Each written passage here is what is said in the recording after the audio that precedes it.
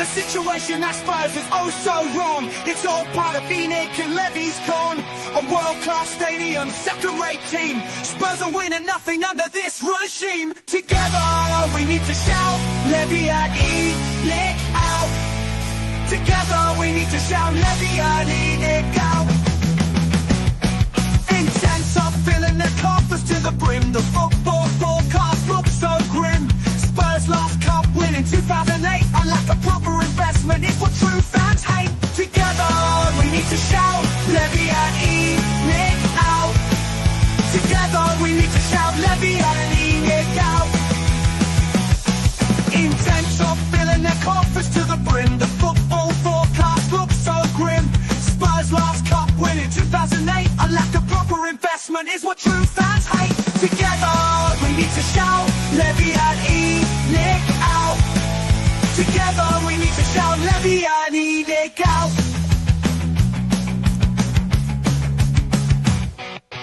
Project Youth, just another Levy feast. Dismantling Spurs history piece by piece. The stadium just an entertainment hub. No true fan wanted this for our club. Together we need to shout, Levy and E-Nick out. Together we need to shout, Levy and E-Nick out. Legendary Bill Nick would turn in his grave if he knew how the owners now behave. Corporate greed and no success. We need to work together to get our club out of this mess. Together we need to shout, Levy and E-Nick out. Together we need to shout, Levy and E-Nick out.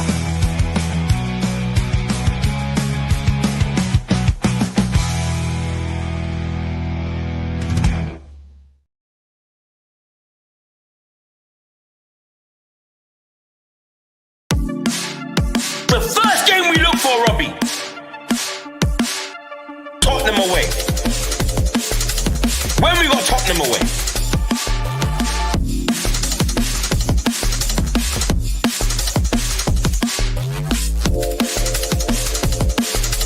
Tottenham away. When we got Tottenham away.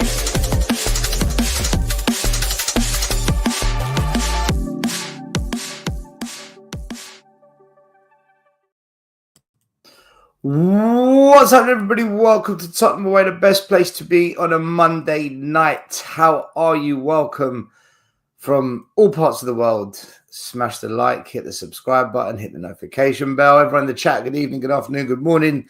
Get your comments in. We'll go through as many as we can. Any questions, any topics you'd like us to discuss, get your super chats in and we'll make sure we cover them. 3 more days. 3 more days, and we will know whether we end the season in a final or whether the last 3 weeks of the season are protests, Ange out, leave you out, and just pure chaos. That's basically what it's all leading up to. But we'll discuss yesterday's game against West Ham. We'll discuss the upcoming game this Thursday and some other bits in the news that have come out about Spurs. Let's quickly say hello to everyone on the panel. Maz, how you doing, bro? You all right? You good? Yeah, good, thank you. All good. Yep. Nice, relaxing weekend. Nice to have the extra day off. So, yeah, all good. JP, how you doing, man? Good weekend? Good bank holiday? Yes, it was not too bad, actually. I was probably pleased with the Spurs result. I was expecting worse, but there you go. Hope you had a good one, man. Has everyone said happy birthday? Belated happy birthday? Big up. Yeah, thank you, man. They didn't lose on my birthday, so I'm happy. They didn't lose. Well, yeah, I didn't think about that. It was good. As is on the wall. Yeah, what's Maz doing? Lee, in the blue room. How you doing? You all right there? Mate, I can't believe you didn't tell us it was your birthday. That's well out of order. Couldn't even send you one of my little packets in the post, which you probably shouldn't have opened on screen anyway. But it's not the point. You've got to let us know. Come on, man. Those little packets in the post, oh yeah. I funnily enough, this year I just didn't want any of your sex toys, Lee. So I thought, you know what? I'll give it a miss this year. But next year maybe I'll let you know. Didn't return the anal beads, but anyway. Lee, we don't talk about that. You can't forget my birthday, right? It's the Star Wars birthday. May the Star Wars 4th Day, be with man. you. May the 4th be with you. You can't ever forget it. Yeah, true. I'm getting old. Getting old. Well, happy birthday anyway, still. Yeah, happy birthday still. I would sing, but Big 5 is a big croaky. number, and you know you've made it. Well, actually, I'm officially closer to 50 than I am 40 now. It's official. 46. I'm closer to 50. And Spurs are still shit. So it's just like the other previous, God knows how many years. Still a Yeah. young- Oh, mate, I'd say. Do you know, it was so funny because this was going around El Crapico, the Battle of the Crappiest, okay? 16th versus 17th. And it really was El Crapico. Like, if you anyone who It watched really the game was. yesterday, it was awful. What an awful football match that was. It was absolutely diabolical, man, honestly. Snilla, thank you very much, man. I appreciate it. Thank you for your super chat, bro. Big up. You know, it was so bad that I don't hardly remember anything about the game. That's how bad it was. I remember the goal going in through Thingy's legs. That's all I can remember. Like, yeah. I don't remember hardly any of it. I'm gonna give you a quick recap, okay? Because I did the analysis show on Big Up today, and Before you did the watch along. do you know I fell asleep during the watch along? I fell asleep for about 4 or 5 minutes. If that's during the not watch. proof of how bad the game was, I don't. I did that asleep. Was everyone like, "Still, you okay? You dead?" And he's like, I got a message from Alex saying to me, Stel. Luckily, my phone vibrated. Honestly, so I'll tell you the highlights. Spurs scored. Good pressing from Tell. Terrible defending from the West Ham player. Tell passed it to Richarlison, but Richie and the centre-back missed it, and it fell to Odobert. And Odobert comfortably received it and took the shot. He done well to stay composed, and Odobert scored. Then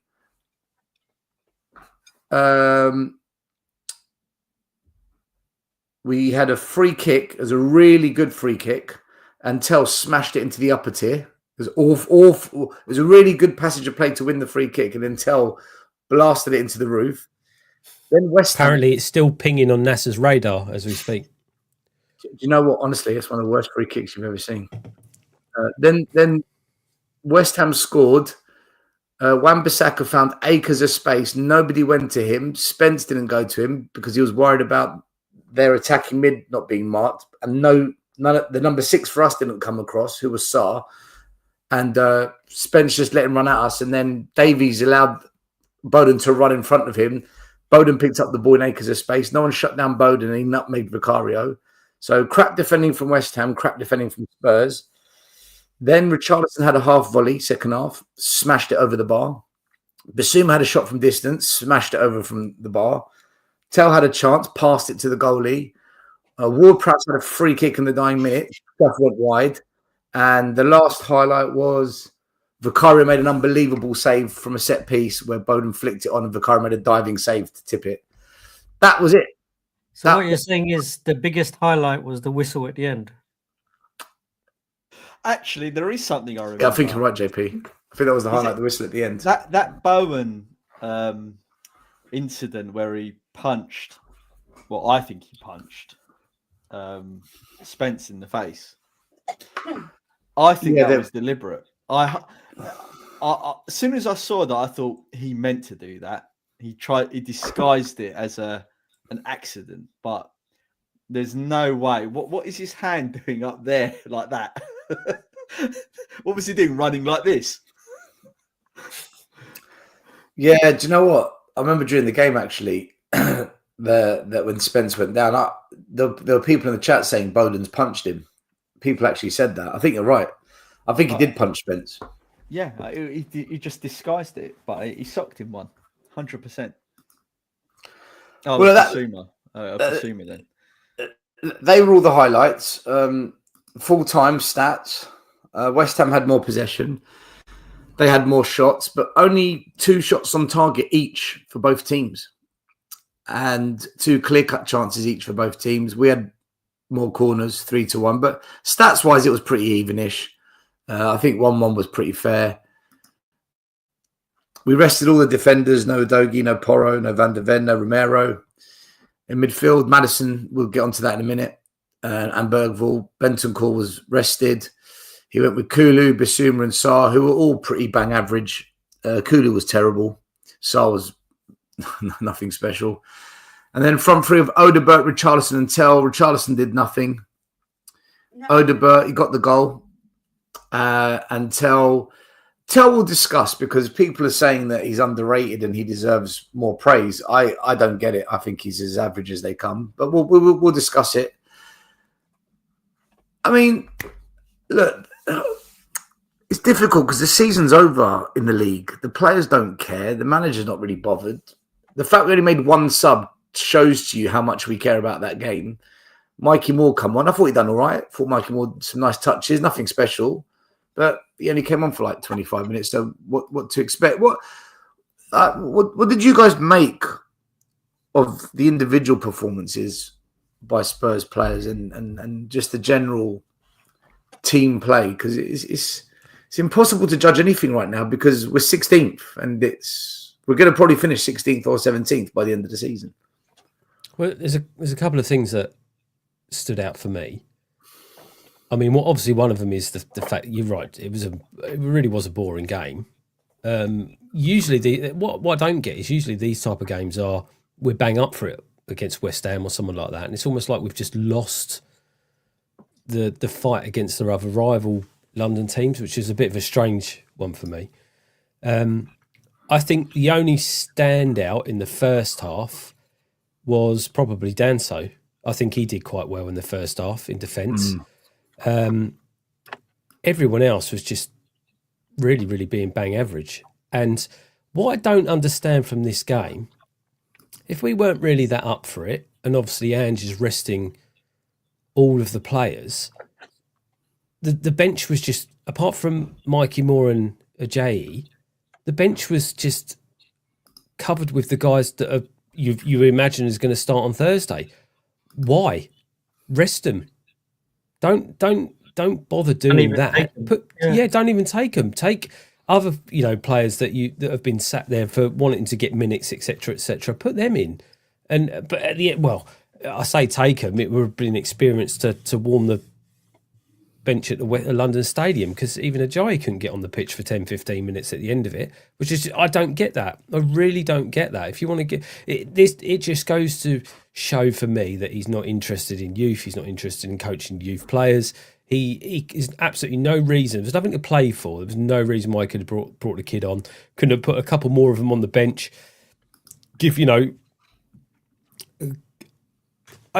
don't get it. It was just a meh Sunday to watch football as a Spurs fan. There was no care in it whatsoever. Although I didn't fall asleep, which is unusual.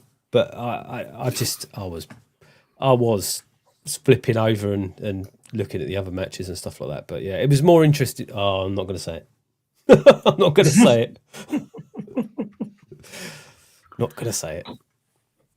Yeah, I agree with you, Lee. It was literally a 16th, 17th place team game, wasn't it?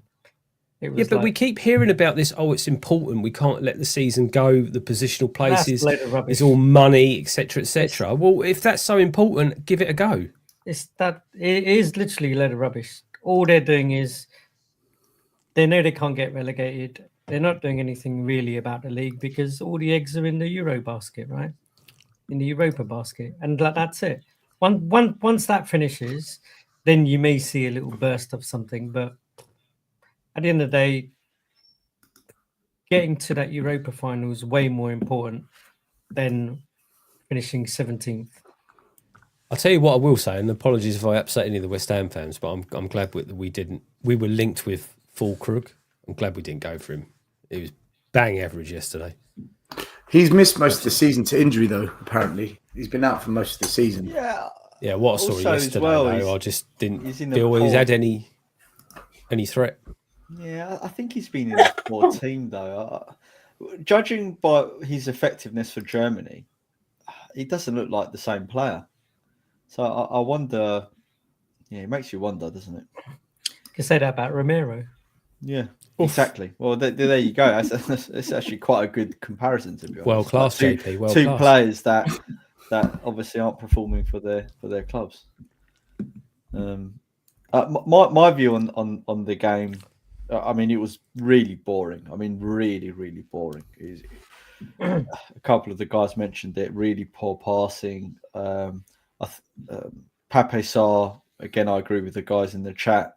What he's not progressed at all. I mean, he showed some progression in the first 10 games of Hadji's tenure. And yeah, he's got a good engine, which we knew because Stel told us that was, that's what the coaching staff at Spurs was saying in terms of his engine. But he hasn't built himself up physically. I mean, he's been at Spurs for 3 years now? Is it 3 years? He's been at Spurs, and he should have bulked up by now. Yeah, he should have bulked up by now. If he was coming in as a 17, 18-year-old, and now he's, I don't know, 21 or whatever old he is, he should have bulked up. I mean, a prime example of that is look at Scarlett. I mean, he's within 1 year looked like a completely different person. So he should have bulked up and added mass to his frame and really stepped up his strength, his stamina, his pace. Everything about him should have changed, and he hasn't. He's stayed lanky, effectively.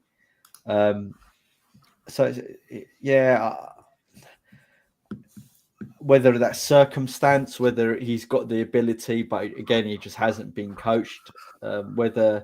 Whether that's because the players around him haven't pushed him on, or he's not very good at learning. Who knows? But it's a really big disappointment. I haven't changed my mind on Basuma. He has the ability to come alive on the odd game, and then and as good as his ability is, he's just as quick to lose it. He seems lazy. He seems like a slightly less lazy version of Ndombele. That's what it reminds me of, in a sense. Whether it's because he just hates Ange or is demotivated at Spurs or whatever, or of the position, whatever it is, you just expect better from him. It's frustrating, Maz, isn't it? Because 4 or 5 days ago, we watched the Basuma of old. Yeah. Everyone was rating him, and then 4 days later, and it's like a completely different player. Back to reality type thing. It's again, is it the environment that's causing all of this? Do you think though it's because of the setup? Do you think that having someone like Bentancur with him in the middle gives him reassurance that he can play the way that he plays, rather than having someone like Sarr next to him? Because it's almost like he feels like he has to. Think of it this way: Bentancur is almost like the seasoned figure that allows him to go and play. Whereas if Sarr's next to him, he has to almost assume that role, and he almost takes on too much and tries to do too much, where he can't be let go and let free. And I think that's one of the things that I notice. It all depends on who he's playing with. Yeah, you're right. It certainly does, and I would argue that when Sarr's on the pitch, the tactics slightly change. In the sense that they sort of you would think that in a way you would put Sarr as the number 6 and Basuma as the 8, because Basuma is a lot more capable in terms of his skill, effectively, and Sarr does cover a lot of ground. So I would personally swap their roles around, but then Sarr's not good enough as a number 6, so they stick him in number 8 and they leave Basuma in that 6 role, and it just doesn't work. Whereas when it's Bentancur, I think Bentancur's quite vocal on the pitch, and I also think as well, despite Bentancur having a below-average season for him, I think the best of Bentancur was under Conte, no doubt about that, 100%. you saw a much better player under Conte, and I've said this a million times before, and I repeat again. Bentancur needs that manager on the sideline, like Conte, to fire a rocket up his arse and be on him constantly. Remind him what to do. And you saw Conte doing that, and Conte was really, really brutal with Bentancur because I think Conte could see a really good player in him, and he was giving him a hard time, and that was the catalyst that Bentancur needed to perform well. Whereas under Ange, Bentancur's just been getting worse and worse. And you can see where Bentancur gets frustrated with himself, right? And it's almost like you need that father figure on the sideline, giving you the reassurance or giving you, as you say, the kick up your arse that you need. I think Basuma, I hate to say this and I don't like go back in historical, but I think Basuma would have flourished much better with someone like, I've literally said his name in my head 10 times and I've just completely... No, with... Bentancur. No, Højbjerg in that position. Yeah. Because he could have just let go and he knew Højbjerg would be behind him. But he's not covering that space. He's not a holding defender, is he? I mean, a holding midfielder anyway. But do you not think that the magnitude of yesterday's game had a big influence on the performance? It's West Ham. Well, We're not beating West Ham. We do as fans, 100% as fans we do. But literally, those players that were there, if you look at Basuma, he started on Thursday, right? Does he seriously want to get injured so he misses next Thursday? But it's about having that winning mentality, though, isn't it? It's about having standards. But if the manager doesn't portray that, Maz, by picking a shit team, resting his best players for Thursday, how's that winning mentality? There's two points to that. One, Ange doesn't know what he's doing. I mean, if there's the only consistent thing that Ange does is his stupid formation that he plays and the inverted stuff. Everything else is completely inconsistent. He from week to week, you don't know what the hell he's going to say or do, or the team he's going to pick. He's proven that for the last 2 years. The next thing is that I think that high quality teams and managers have standards, and regardless of the game, they go out there and they want to perform. And we should be of a level that we shouldn't find West Ham that difficult, where we should be in our journey, and we're not at that level. Guys, if you're a player on Sunday against West Ham, you should be playing out of your skin, except for Basuma and Vicario, to prove to the manager why you should be given a chance to start on Thursday. Yeah. Right. Surely as a player at Spurs, you want to play on Thursday night. I slightly disagree because he's going to pick his favourites. He's going to pick. Well, that's another given with Ange. He always. Hold on. If Richarlison scores a hat trick, is the manager now not thinking? Do you know what? No, because he'll still pick what's his face up front. Solanke. What if Odebert sets up 2 goals, scores a third, and then puts a free kick top bins? Brendan Johnson. I'm just saying, but if you're going to get into your manager's head, that's how you do it. If you're going to get into the manager's head, that's how you do it. You got to. And the thing is though, it's not just today. Every game you should be like that, because eventually the manager will say, you know what? Hold on a minute. It's not 3-4 games in a row. The manager will at some point, but I think the levels have dropped so much now that it's dragged everyone down with it, and it's got to the point now when you look at someone like Richarlison, and despite him having a crap game, I think, or everyone had a crap game. I mean, there was no one that was good, but you look at him, you think, oh, at least he's running around. At least he's getting into a position to try and do something. It's just, but everyone's just so bad. I mean, okay, he was running down blind, he was running all over the place, really trying to make a mark and all that sort of stuff. Timo Werner runs all over the place. Yeah, exactly. Timo So what? Werner runs around like a all Oh, he'll be game back and Thursday, makes the runs and all that sort of stuff. And he's rubbish, and so is Tell. I mean, Werner is better than Tell. 100%. I've got no question about that, Mate. The no hype on question Tell for me is that Werner is better than Tell. At least Werner can smash it into people's knees. People are clutching at straws with Tell. They really are. I don't think they know what they're watching. Do you know? I wanted to quickly say I didn't get my say on Pape Sarr. For me, Pape Sarr or Pape Sarr, whatever the name is, right? Mate. He doesn't get into any of our top 6 rivals midfields: Arsenal, Man City, Liverpool, Newcastle, Chelsea, Nottingham Forest. Anyone in that top 6, he doesn't get into any of their squads. And yet we sit here as a club,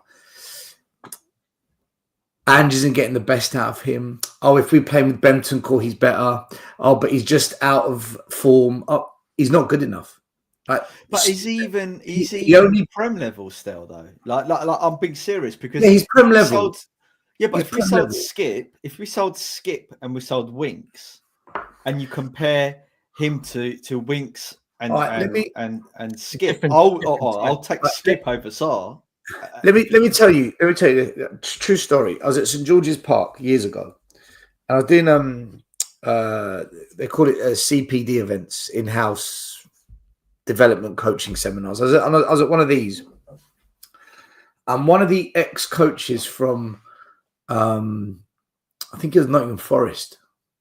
He came. I was just talking to him about young players, and I mentioned do you know what? I can't remember who we were talking about, but he brought this up with me. He said to me, because we're talking about Sissoko, and he goes to me, how are you a serious club with Sissoko in midfield? And I said to him, yeah, but he works really hard. He's an engine. And he goes to me, the most technically gifted players should be in your midfield. Your midfield should be full of technicians. And when I go back and I think of the best Spurs teams, Eriksen and Dembele were arguably the 2 best technical players we had under Poch. And if you go through the eras, it's true. You need technical players in that midfield. They're the ones that pull the strings. They're the ones that connect the dots. Why? And so that was back then. Fast forward now, Pape Sarr technically, is he the level of midfielder that should be playing for Spurs? Forget other clubs. I'm talking big 6, top 6 clubs. And for me, the answer is no. I don't think Sarr should be at Spurs. I don't think he's rubbish. I just don't think he should be at Spurs. He's literally only got an engine. That's it. And occasionally a good shot. He's got a good shot in him once every 5 games. Once in 1 in 10. Yeah. Once in a while, he's got a good long range shot in him. That's it, really. He's not. Who was the midfield under Redknapp? Pedro Mendes. Blimey, you're really asking now. Van der Ven, Gareth Bale. Under Redknapp. Yeah. Van der Vaart. Van der Vaart. Modric. Technical player. Modric. See, this is what I'm talking about. Look at these names. Dembele, Eriksen, Van der Vaart, Modric. See, Huddleston, as much as he didn't have pace, technically he had it. Brilliant player. I like he could place a ball, and he had a great shot. Imagine we had Huddleston now with his passing and shooting. He saved a rocket of a shot, didn't he? Yeah. when he got one on target. People in the chat saying Scott Parker, he had technical ability. Parker, yeah, there you go. We don't really have technicians in that midfield. Sorry, Sarr isn't a technical player. Yet we're putting him in midfield and saying, yeah, go on, help us dictate a game of football. It's not going to happen.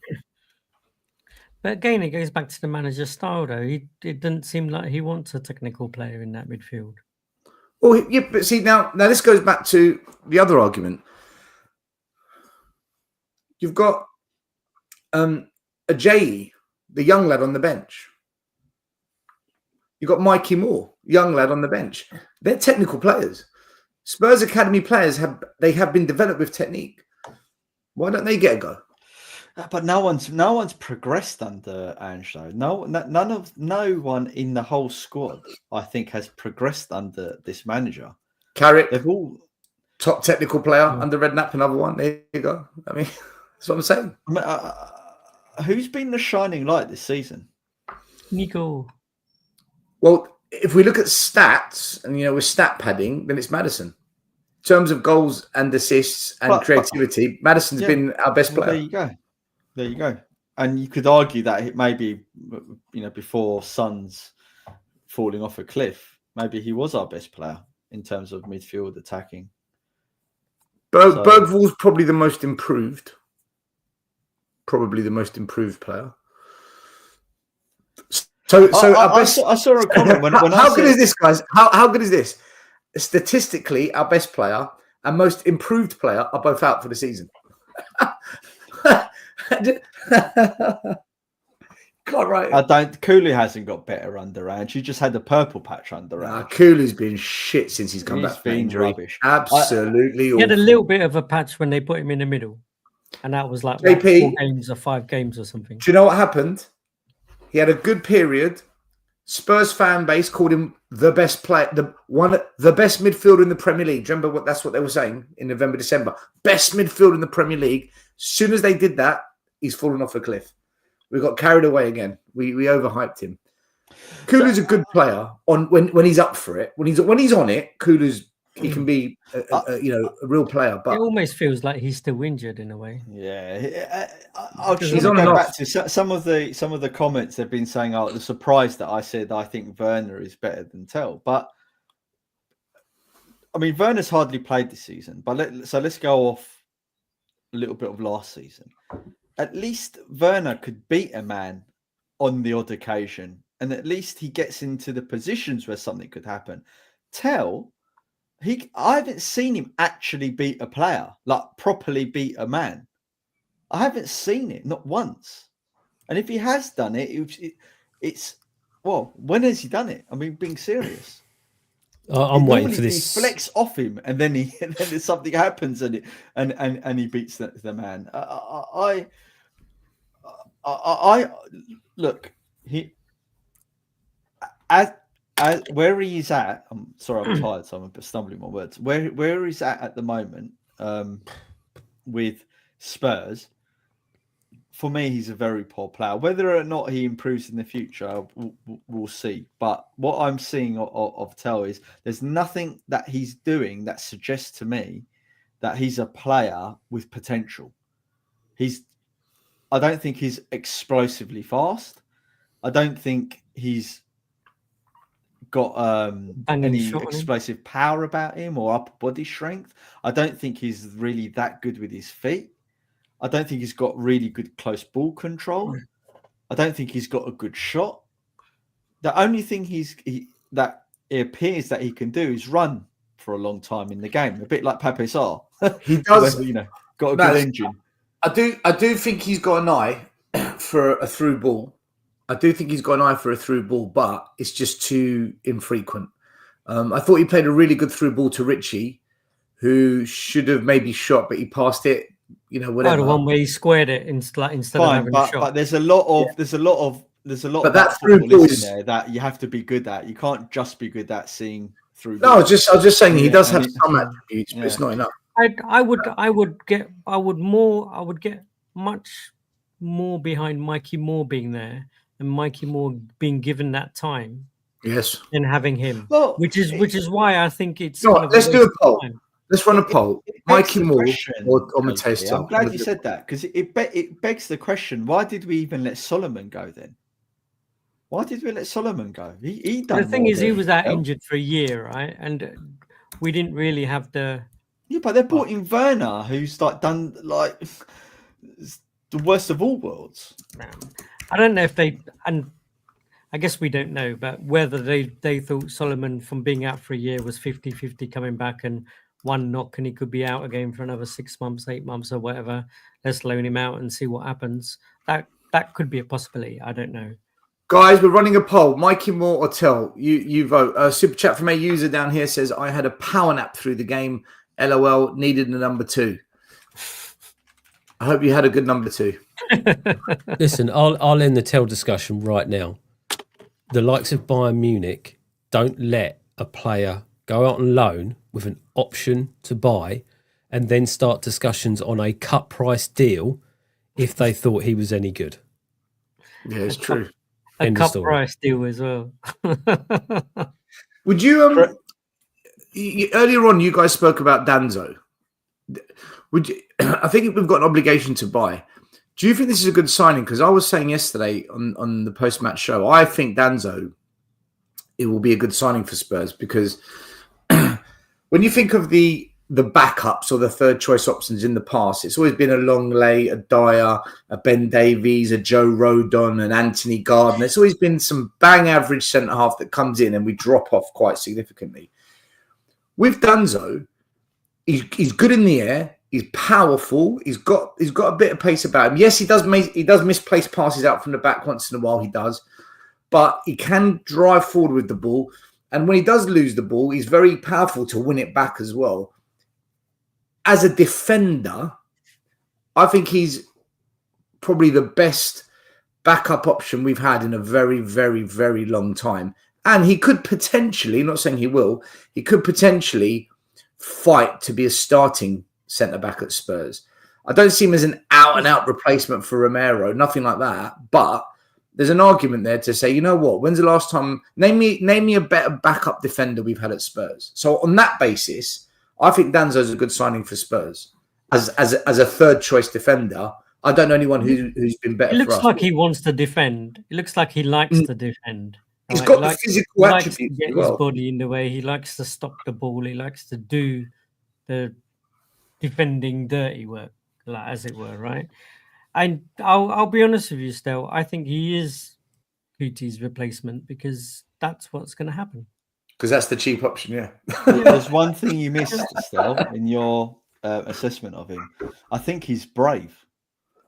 I think he's a brave player. He's willing to scrap. He's willing to put himself out there. He's willing to, and if you get a good coach that can lift him up That's a level what they or need. two, then he could be he could be a phenomenal defender. I think he's got all the attributes. He's got all the. I like the way he reads the game as well. If I'm honest, you can tell he's reading the game when he plays. So yeah, I like him. Search Surfer. It's not Tell and Mikey Moore for Spurs because they both get chosen to play in the same position. So it's one or the other. That's why I've done the poll. Because at the moment, I know what you're trying to do here. You're trying to squeeze in Tell into the equation because you defend every Spurs player. But at the moment, the reason Mikey Moore isn't getting the minutes is because Tell is playing there. Yeah. So that's why I've done the poll. It's one or the other. Which one would you get? And then if Son was fit, nice try though. But I'm on to you, mate. I know what your game is. If Son was fit, Son would be starting there and Tell would be on the bench and Mikey Moore wouldn't even be on the bench.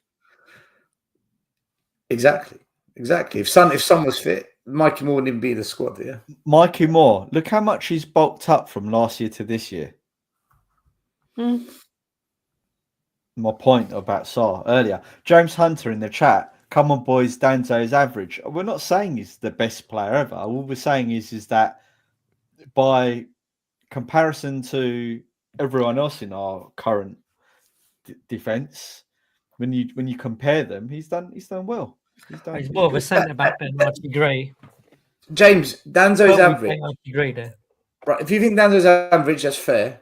The point is, name a better choice centre back that we've had in the last 10 years who's third choice. Name a better third choice centre back we've had in the last 10 years. We haven't.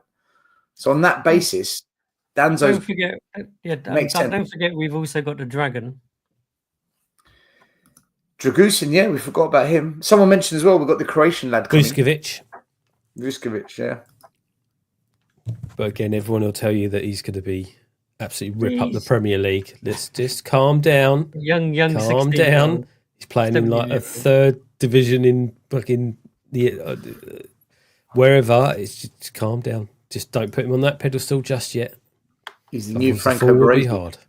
He's going I to be want the him new- to be good. I've watched some of the matches and he is good. Although he gets praised a lot for scoring his goals, but no one really talks about or praises him enough about his defending. It's always, he scored another goal. He's the top goal scorer defender. Blah blah. Okay, that's great, but can he defend? That's what I want to know. Don't worry about his goals. But I'm let's see who comes in, if someone comes in, and whether whether they think that he is ready or not, because we need something. Lee, do you know he's a good, a quality centre back, young player? That Hussein at Bournemouth, man. I was watching the Bournemouth Arsenal game on the weekend. We've already seen Hussein play this season, but should have scored yesterday as well, mate. He really is a top player. I can see him being scouted by any of the top 4 clubs. I can see any of the top 4 teams. There's a few after him, aren't there already? I'm not surprised. There's rumours in the wind that there's a few after him. I can't remember if he came from Juventus or AC Milan. I think it was Juventus Academy. But Iggy was saying to me how there was massive uproar when they let him go. They couldn't understand why they let him go, because he was really shining in the youth level. Bright and I think spark. he paid some. Say that again, JP? Bright spark for the future. Yeah, and I think the ultras turned on the club a bit about it. So, but there you go. He went to Bournemouth. That's an absolute deal, bargain. When he says ultras, he means they actually got the hump about it, and they made the club aware that they got the hump about it, other than Tottenham, where we just put a nasty post on Twitter. Yeah, we ran a poll on X. What do you think? Listen, guys, congratulations to this man. He's done it. He won the Bundesliga on the weekend. Do you know what? It really annoys me that when I try and praise Kane and say, look, well done, man, you've finally done it, I get told, oh, what about Eric Dyer? Why aren't you mentioning Dyer? Because Dyer's shit. we all wanted Dyer out of the club. Every Spurs fan was saying, get rid of Dyer. None of us wanted Kane to go. That's why I talk about Kane. But yeah, look, he's done it, man. He's won himself a trophy, Bundesliga title. He's won the Golden Boot as well. Yeah, look, well done to Dyer as well. He's part of that team. Well done to Manor Solomon. He won the championship with Leeds. I mean, any player that's left Spurs in the last year, well done. I'm sure you've all won something. Congratulations. It's just a trend, isn't it? Everyone that leaves Spurs seems to win something somewhere. So it was going to happen. Yeah, of course. Conte is on the brink of winning Serie A. So well done to Conte as well. You're probably going to win Serie A. You watch, Ben Davies will leave Spurs next year, get called up out of retirement for Wales, and then win the Euros or something. It's bound to happen. Yeah. Or Ben Davies will go to like Celtic and just do a treble or something like that. Right? Yeah. But this is a good player now. The Carabao Cup with some low league Premier League club next season, and Ange will be there. They buy Dyer. They realise that he's not very good, although that he's been one of their better defenders apparently. Right? They keep him for one more season. They win the league, and then it's like, off you go, son. See you later. Yeah, Dyer's leaving. He's going to Portugal. He's gone. Yeah, he's gone. Yeah. Right, and it's just like a proper team. Used him, not up to much. See you later. Done. Yeah. We'll give him another 5. I'm going to go against the grain and say I'm not happy for Harry Kane. It was pretty much a given when he went to Bayern Munich, so I don't care. Oh, listen, right? I don't care. I'm joking. No. I was going to say about you, Lee. I was going to say I don't care what any Spurs fan thinks or says about Harry Kane. I'm absolutely delighted that he's won a major honour, because he was a professional for Spurs. He always gave his all. All right, had that little blip when Nuno came. He always scored goals. He won 4 Golden Boots. The guy did everything he could for our club, and he never ever bad-mouthed us. He never, even when he left, he said, "Look, guys, I'm off. This is why. I wish you lot the best." And for me to see one of our own who broke the record at Spurs, broke the England record whilst being at Spurs. For me, well, good on you, Harry. Honestly, good on. As a Spurs fan, I've got nothing. No. What do you call it? No. Negative comments to say about it. I hope he wins even more. I hope he goes on and wins more and more trophies. Can you imagine what a relief that is for him, though? He's like, now no one can say I've not won anything, now he can be talked about. Okay, fine, he's not won as much as all the other great players, nowhere near, but at least he can be talked about in the same stratosphere as some of the greatest strikers, to play the game because of his record. Yeah. Listen, he's won 2 years in a row the Golden Boot in Germany. Question is, has he still got the hunger for the Premier League? Does he still want that record? Does he want that record? Does he want the top number? I'm sure he does. I sort of think he could spend another couple of years in Germany with Bayern, win several more cups, come back, and he'll be 35, 36 years old, and he'll still score 20 goals a season. That's how good he is.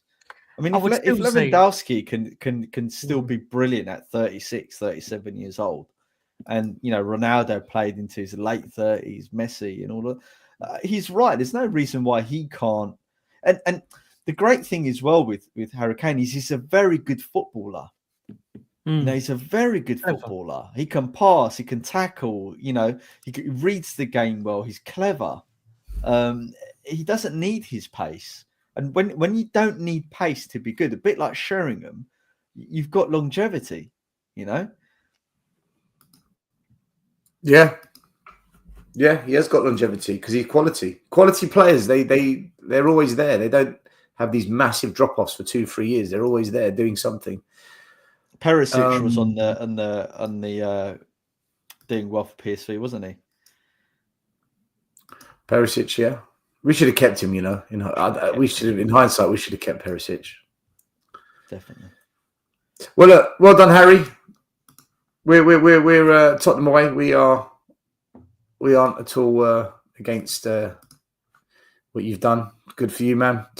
I want to go on to Bodo because this is this is all our season's got left. This is why the game against West Ham was partly shit and partly a bit of a pointless game. But as it stands, Tottenham took charge of their Europa League semi-final against Bodo Glimt through a late goal for the visitors took some gloss off a 3-1 first leg victory. So we go into the second leg 3-1 up. The stats on the night, Bodo, funnily enough, dominated possession. They were more, they did look more comfortable on the ball tonight as well, but we had 24 shots. They only had 3, but they got 1 goal off the back of it, and we got 3.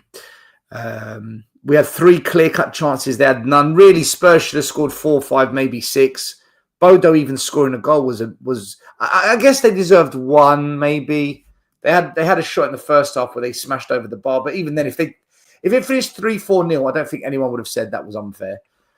But they got their goal, which means they stay in the tie. Bodo defender Frederick was interviewed, and he said the press is no better than an okay Norwegian team. It's possible to play out of it. I did an interview with the Bodo fans after the game. It's on the channel. By the way, they're all 8-foot Vikings. All of them. I've never felt so small. Norwegian air, man. Well, I thought you were just short. Lee, I honestly, I felt like a Smurf. In fact, if I had your background, I definitely would have been a Smurf. And I said to them, what do you think about the second tie? And they said to me, look, that goal we scored, as in Bodo, it's a 50-50 game now. I said, what? Even we've got a 2-goal lead? And they're like, yeah, 50-50. We've got Berg back. They've got like 2 or 3 players back. On our pitch, you're going to see. They were quite confident. Going into the next leg.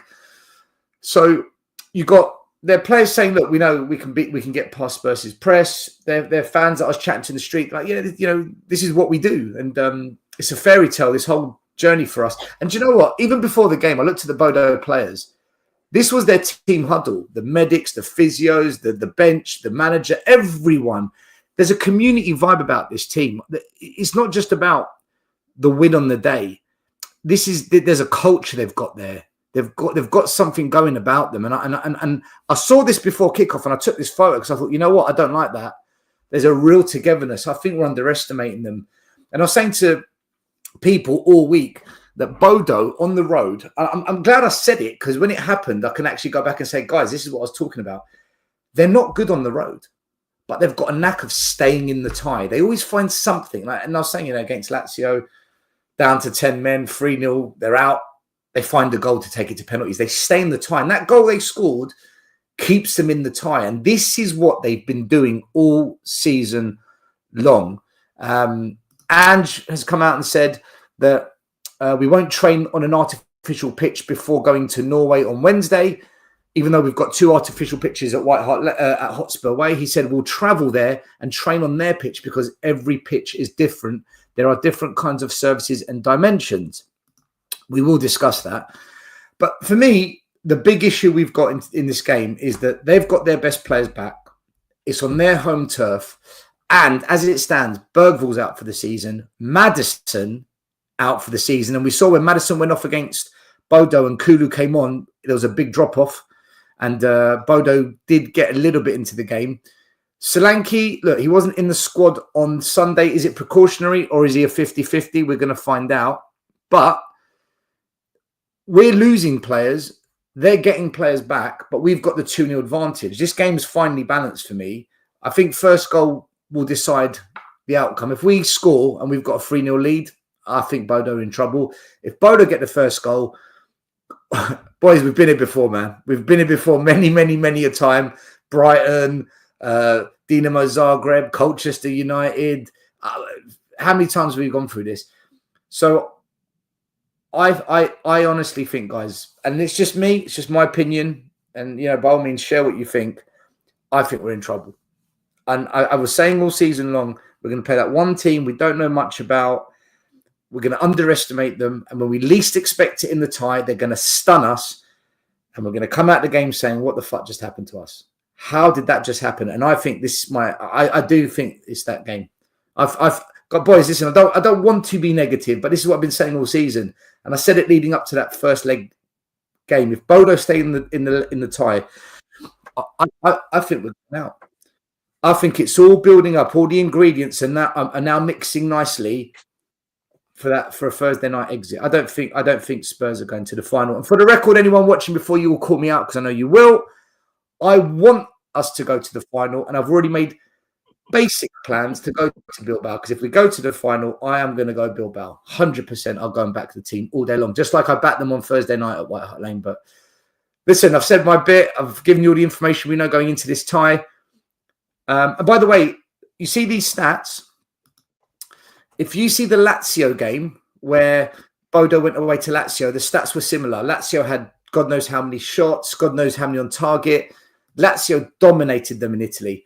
But if you look at the first leg, those stats don't look anything like that in Bodo. And I think we're in for a very difficult night. So, yeah, who wants to go first? What do you make of this? Because this is our whole season depends on it. It's the title of tonight's show. Final or out?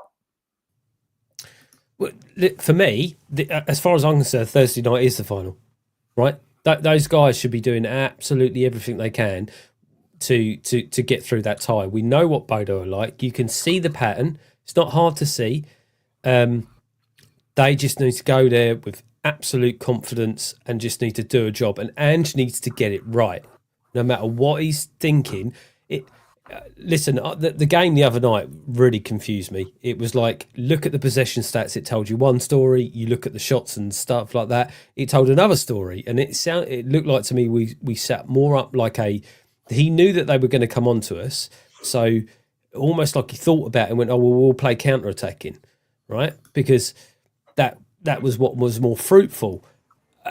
If he's going to do that on Thursday, I think that's really the only way to do it, because if he's going to try and be creative and do build-up play, I don't think we've got the players now to do that. I think we almost have to, the likes of Odebert, Tell, etc., maybe not Tell as much because I thought he was a speed merchant, but apparently he doesn't look like it when he's on the ball. But it's almost like we need to do that. We need to let them bring the pressure onto us because we know they're going to do it anyway, and we need to hit them on the counter and get a couple of goals just to finish it off. But that means we have to be absolutely solid in defence. We need another Frankfurt performance, right? Because that was probably one of the best defensive performances we had. We need that, and it's as simple as that. But I don't know. They are an enigma in this competition, right? They are an enigma. And we've only got 400 fans at their ground. So people that say, come on, we've got to be positive fans. It's all about the fans. The fans, you hardly hear them. There's hardly any of us there. There's only 800 in the This is down to the players. There's only 800 in the stadium anyway, isn't there? 800 is 8,000, something like that, isn't it? I think it's about 8,500, something like that. Yeah. And we've got 400 allocations. Well, so that, we're going to get 400, Lee, 400, and I think 100 of those are going to corporate. Yeah, I was a little bit disappointed with Bodo. I thought they were going to be a lot better than what I saw at Spurs. No, Maz, they're crap on the road. They're not good on the road. That's fair enough. And they were missing their top 3 players, so maybe that had a big impact for a team like. What I did note about them is they're a big team in comparison to us. Like all of their players are all over 6 foot. They're all giants. They seem pretty powerful, and the biggest problem for us is how poor our front line and midfield is. Because now Maddison's out, I can't see if they get an early goal and they're on us. I cannot see where the creative spark's going to come from our team. I'm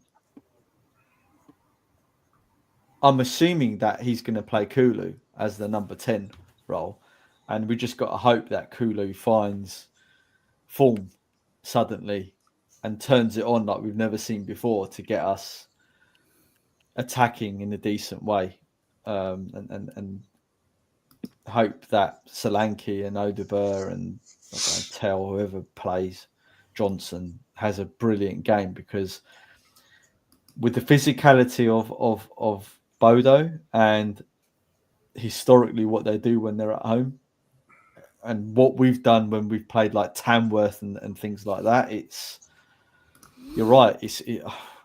I'm not confident. Even if we beat them and go through, I don't think we stand a chance in the final without Maddison. I just don't think we stand a chance without him.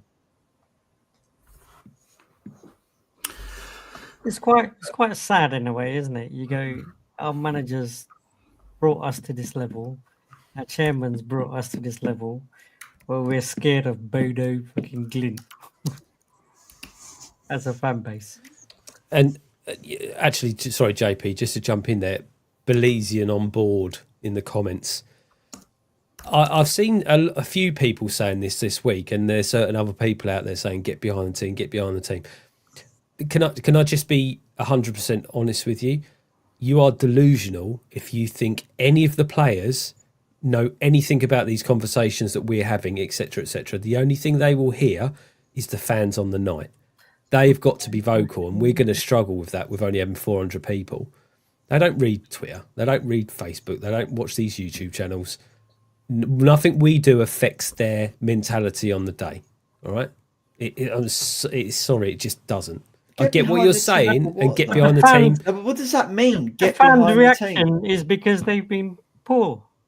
But if they weren't poor, the fans wouldn't be reacting like that. But in the same way that the fans need something to cheer about, we need something from the team for us to be positive about. If we're playing really well, we're having a strong end to the season, and we're blowing teams away, and the football's all of a sudden becomes silky smooth, and there's a couple of those players that, let's say, Tell and Odubert, all of a sudden start ripping it up and dribbling past players and setting up and scoring brilliant goals, then fine, there's something for us to be really positive about.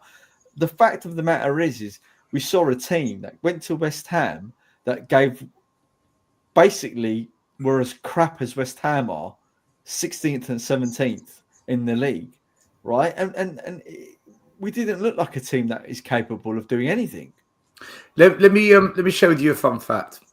When you go to the Spurs Academy, and I'm sure every academy up and down the country is the same, when you speak to their coaches about players progressing into the first team, one thing they say to us is, we've got to be very careful which players we offer professional contracts to, because we've got to know that we're about to potentially pay a player a lot of money, and they've got to be able to step into a stadium of 60,000 fans and have all those fans screaming and shouting and saying nasty shit about their mum and dad. We know that we're going to go into games with these players where the atmosphere is going to be hostile. If they can't handle it, it doesn't matter what skill they've got. So we've got to make sure that when we give a player a professional contract, we believe mentally they can handle that. Because we're going to be paying them 50, 60, 70 grand a week. If they can't handle being screamed and shouted at, then this isn't for them. We need to know that. So that goes against kind of what you've said, Bill, is because clubs know that atmospheres aren't going to be what they necessarily want, like when you're on the road especially. So it's all factored in. By the way, John Stokes, I missed your super chat. Sorry, he said our future back four, Van der Ven, Vuskovic, Husin and Spence. I don't think Husin will come to Spurs. Would be good. Yeah. It'd be a great signing for us, but I think there'll be other clubs that will be ahead of us for him. Listen, if we get him, brilliant. That'd be an amazing signing. So that's and by the way, that's academy level. That's academy players that are getting professional contracts. They've got to know psychologically they can handle the atmosphere. Yeah. And but what about back to Bodo? Back to Bodo away. Kind of like, while I think that they'll be into it and they'll be up for it and quite possibly they'll score one or two, I can seriously see us scoring though. I can see us getting a goal. We should get one or two goals, really. We should score a couple. I mean, on paper, Spurs are far better than Bodo. On paper, when you look at the money we've spent, the teams that we play against, the size of our club, the money, the valuation of our club. I mean, guys, none of us. If I said to you, have you heard of Bodo Glimt? You'd think they sound like a budget. You think they sound like a budget rock band that plays down the pub. Yeah, going down to Coaching Horses to go listen to Bodo Glimt play. You wouldn't know they're a football club. And that's what I was saying, still. Can you imagine someone having a time machine, either coming back from the future or going from the past, coming into the future, just saying, what, you guys are worried about playing Bodo Glimt? Seriously? Yeah, but I bet every team that they beat has said that, right? And let's be fair, they've beaten. Again, I don't want to be the Mr. Negative, but they've beaten some better teams than we've been this season, right? We're not the best they've come up with. Do you think we're better than Lazio? Right, let's go through. I'm going to go through it now. Because I don't. With our performances, I think they've beaten better teams than us. Right, I'm going to go through their Europa Cup games to see who they've played at home. Right, so forget the away games because it's about the home tie. When this competition start, 2-0 Lazio. No. I'm going to go back to the beginning. So they went through the playoffs. They didn't even qualify. They had to go through the playoffs, and they beat. What's that team we played a couple of years ago in Serbia? Is it Serbia? Zagreb, right? No, not sorry. In Bosnia. Is it Bosnia? I can't remember. That hostile team.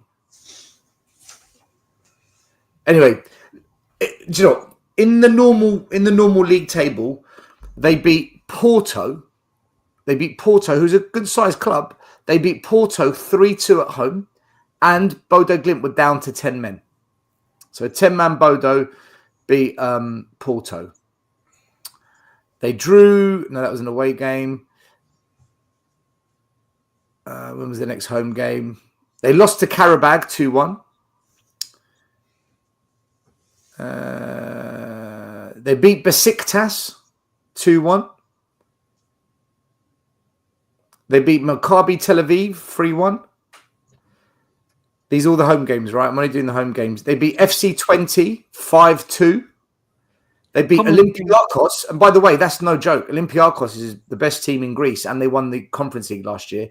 They beat Olympiakos 3-0. Their next home game was Lazio. They beat Lazio 2-0. So at home, they've beaten Lazio, Olympiakos, Besiktas, FC 20 and Porto. But outside of those last two games, they've conceded goals. And they conceded. They didn't concede against Olympiakos. Yeah, except for the last. They didn't concede against Lazio. Lazio. They conceded 2 against 20, but they scored 5. They conceded 1 against Tel Aviv, but they scored 3. So where they have conceded, they've scored a lot, except for the only game they didn't was Porto, where they conceded 2 and scored 3, but they were down to 10 men. So look, I think what we're looking at here is at home they're a different team.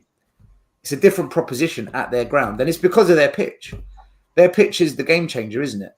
That's the big difference. It's the stadium, it's the pitch, it's the going to a game where it's not in this big theatre, this big stage. It's kind of a bit underwhelming, but at the same time, you can get complacent in that environment. A bit like Tamworth away, a bit of complacency comes in. Well, a lot of people are calling out the weather as well, saying it's always going to be like -5. I've obviously never played in the north in winter, so there's that. Take that out of the equation as well. No, it's going to be +5, Lee. I've checked the weather. It's not, I don't think it's the proper. All right, Michael Fish. +5, which is a normal temperature in winter, isn't it? Yeah, absolutely. I think we'll go through. Lubo, Good evening. good evening. Yeah, thanks. Lateness is greatness. How are we How you doing? doing? Yeah, we're all right. We're about to wrap. We're about to wrap things up here, so it's good to have you come join us. Yeah. So, but Bodo, what do you reckon? Do you think we're going through, Lubo, or you're not sure? It's a 50-50. If you push me to say, do I think we'll get through? I think just. You going in? I think it'll be tight. No, he's not. Are you going? First goal's key, isn't it? Absolutely key. You know, we go 1 down in 5 minutes. It's, squeaky bum time. How are they gonna deal with that? If we get the first goal, you kill the crowds. You're 4-1 up, and you should be home and dry. You should be. But we'll see. We'll see. If they turn up like they did against Frankfurt, we should get through. If they don't, they won't. Are you going in? No, I'm not going. I didn't have enough loyalty points, and I wasn't going to pay 650 quid for a ticket to sit in the neutral part. So, no, I'm going to watch it at home on the telly. I think it's going to be interesting to see how he sets up. I would flood the midfield. Stifelberg, he's the guy that pulls the strings, have someone on him, close him right down, and we should be okay. We should be okay. But will he do that in terms of how are we going to create? I think you're looking at. For me, there's no way he will. I'd play Spence at right back, Porro further up, because he can put a great put a great ball in, and play Solanke and Richie and play the balls up in the air, because they'll win the high balls, and that's their strength. Play to their strengths, and if we get through, I'd give Mikey Moore a run out in the 2 league games as a 10, because we need somebody creative in that final, and it may be a major risk, but we don't have another 10 in the club. The wingers don't really create for the centre forwards. So if he does stick with the same back 4 as he normally does, then I'd be playing. I'd try and fit more in. Try and get more in for that final, because he's creative. We've got Tell. He runs really much during the game. He really tries. He runs a lot. What does Tell do that? Okay, listen, he did well yesterday. Got the assist. Other than that, it was a bit of a. Lubo, that assist was lucky. He passed the ball to Richie, and it ended up falling to Odebert. I did the analysis today. It was lucky it fell to Odebert. Apparently, he went through 4 players' feet. Yeah. Well, listen, he done well to press the West Ham player into forcing the error. That bit was good. His pressing was good. I'll give him that. Listen, I want to see a whole change round in terms of the wingers for next season. I'd bring Solomon back and see what he's looking like in pre-season. I'd go and buy Mbuemo. I'd send Werner back. I'd send Tell back. I'd sell some. I've moved Johnson further inside, because I don't believe he's a winger. I think the whole front 3 needs a shake-up. for next year. That's quite an answer for what's the result going to be for Thursday night. Yeah. So He's been on so many shows tonight that he can't remember where he is. What the topic is. He's a YouTube slut. Sensation. Look, let's go around very quickly. What does everyone think? Right, I'll go first. I think we're out. Maz? I really don't know still, if I'm honest. Listen, I'll give you a bit of leeway. You can say 50-50 if you want, because you want to sit on the fence because you're just cowards, all of you. If you want to go 50-50, I'll give you a coward pass. It's not that. It's I just don't have any. I just don't feel I've got enough knowledge of Bodo Glimt to be as confident as you are in terms of what they do when they're at home. However, to be fair, Maz, the Bodo fans I interviewed, they said 50-50. To be fair, they said 50-50. So.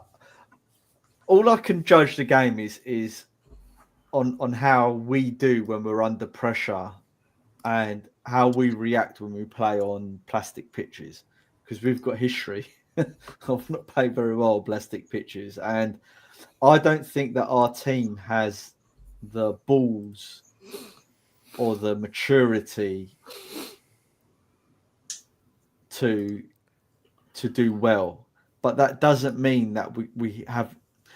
That doesn't mean that we're not going to go through, and that's, I guess that's why I'm a little bit all over the place in terms of my prediction on this. What I do know is this, though: we won't be creative against them because Maddison is gone, and he's our only source of creativity, as far as I can see. And if we do reach the final and we've not got Maddison, we've not got people like Bergvall, and we're relying on Basuma, Sarr, Bentancur, Kulu, Johnson, Tell. I don't know if Son's going to be back or what's going on with him. We're in big trouble. Yeah, Maddison and Bergvall both being out is an absolute sucker punch. All right, so Maz is 50-50. JP? Spurs will go through. I kind of strongly believe that. I know that is his name Berg or something. He's meant to be their best player. Yeah, I think kind of at the end of the day he's a midfielder. But from what I saw from their defense, I don't see why we can't get at them again. Maddison not playing is key. And I think with Bergvall also being out, that's a worry, to be honest. That's more of a worry. He's going to have to conjure something up with Basuma and Bentancur, Papasar, etc. But I'd be tempted to think about what Ian said in terms of, do you know what? Let's stick Mikey Moore in a bit more of a, because he can play those little through balls. He from what I've seen anyway. I think that's definitely going to be key, and he has to set up exactly the same way as we did against Frankfurt, right? It's whether we've got enough there on the break to spring forward, but I honestly think we'll get at least one goal, maybe two. So JP is going for a Spurs win. Spurs are on their way to Bilbao. Tottenham's going to do it again. Lubo, are you 50-50? Are you Spurs out? Are you saying just be squeaky bum time, but I think we'll get there. We might lose by one goal. 2-1 or something. Yeah, 2-1 would be I think we'll find the goal from somewhere, and I think that will be enough. But it's you're right. It's someone like Mikey Moore. You want technical players on the pitch, particularly on a 4G plastic. And I think Moore will do a good job. The other thing also is that this is an enormous game for Bodo. This is the biggest game of their history. Their players have got to also mentally be strong enough to cope with it, because the expectation there in Bodo will be immense. So let's see how they handle it as well. I don't think they're under pressure, Lubo. I think it's just they're in dreamland. It's just I don't think they will. they will be under. that still. Spurs are under more pressure because our season depends on this. Their season doesn't. But even for them, for their players, they're going to be thinking, do you know what? We could be getting to a final here. And things like that play on their minds, you know. It's a once-in-a-lifetime situation, possibly, for Bodo. So It's once in a lifetime for us, isn't it? It's been that long, we forgot. oh, hang on, this is the second in 6 years. So, I mean, you know, we're... Yeah, it's a different squad of players, though, isn't it? I mean, winning it. Yeah. Well, look, we're gonna find out. There were some interesting comments today. I don't know if you saw. There's a video. You know, Wenger works for UEFA. This is interesting. So, Arsene Wenger, he's called for Tottenham and Man United to be stripped of a Champions League place next season, and request Europa League rule is changed. They should qualify automatically for the Europa League again, not the Champions League.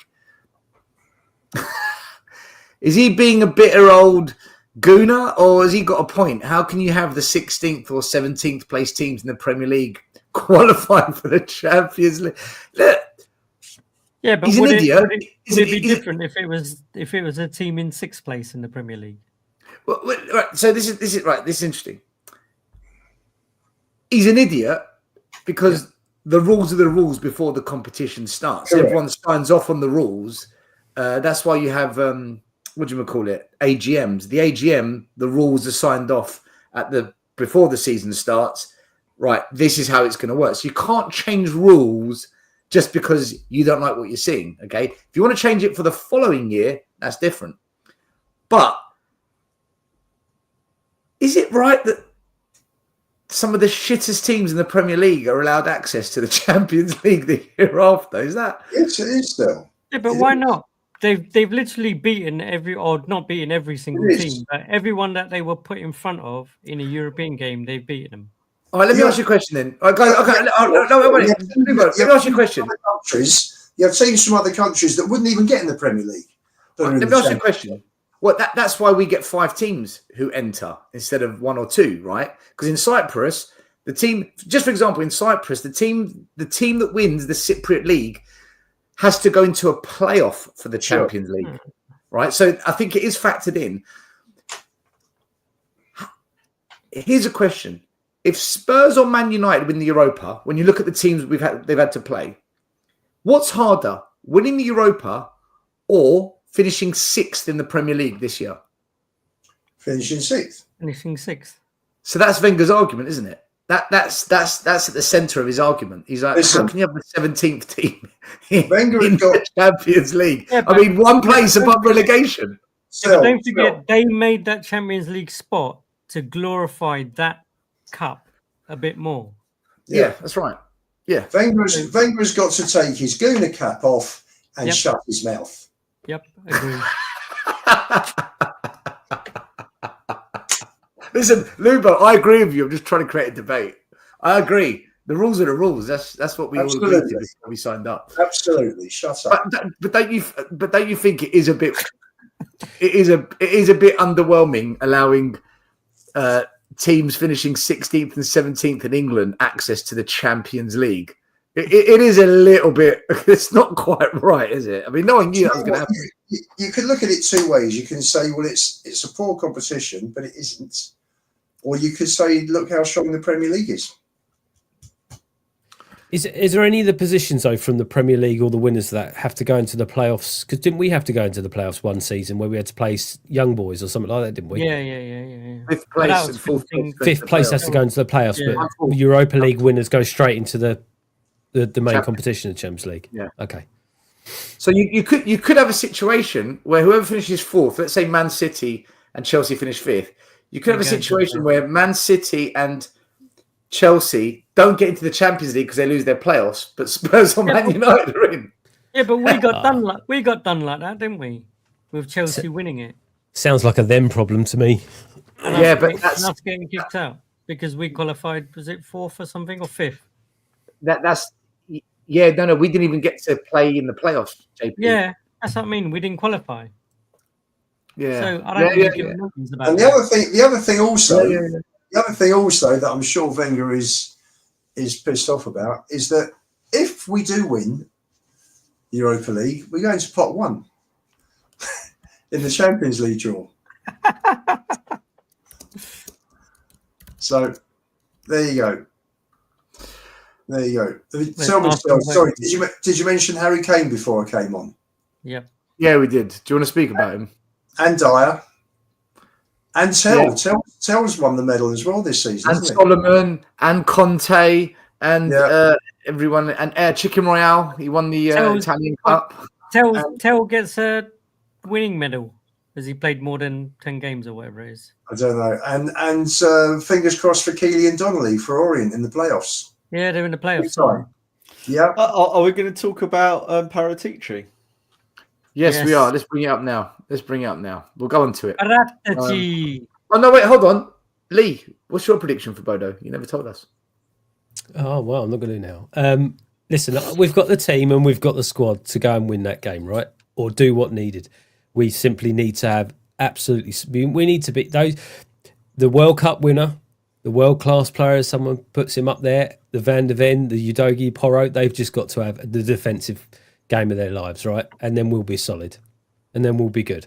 Because if they play out their skins and we defend like, the world's going to explode, then there's no reason why we should lose to Bodo. Absolutely not. So you predicting Spurs to be in the final? I think we've got enough to get through, yeah. Absolutely. So I Lee, just don't know what's going to happen on the day, so we'll see. Hold on. Lee, what are you predicting? Because you've covered a lot of different angles there. Listen, as I've been consistent through the season, and I've said I don't know what to expect until the first 15, 20 minutes of a game, right? Because you don't know what Tottenham's going to turn up this season. It could be the West Ham from yesterday. It's like interviewing Keir Starmer.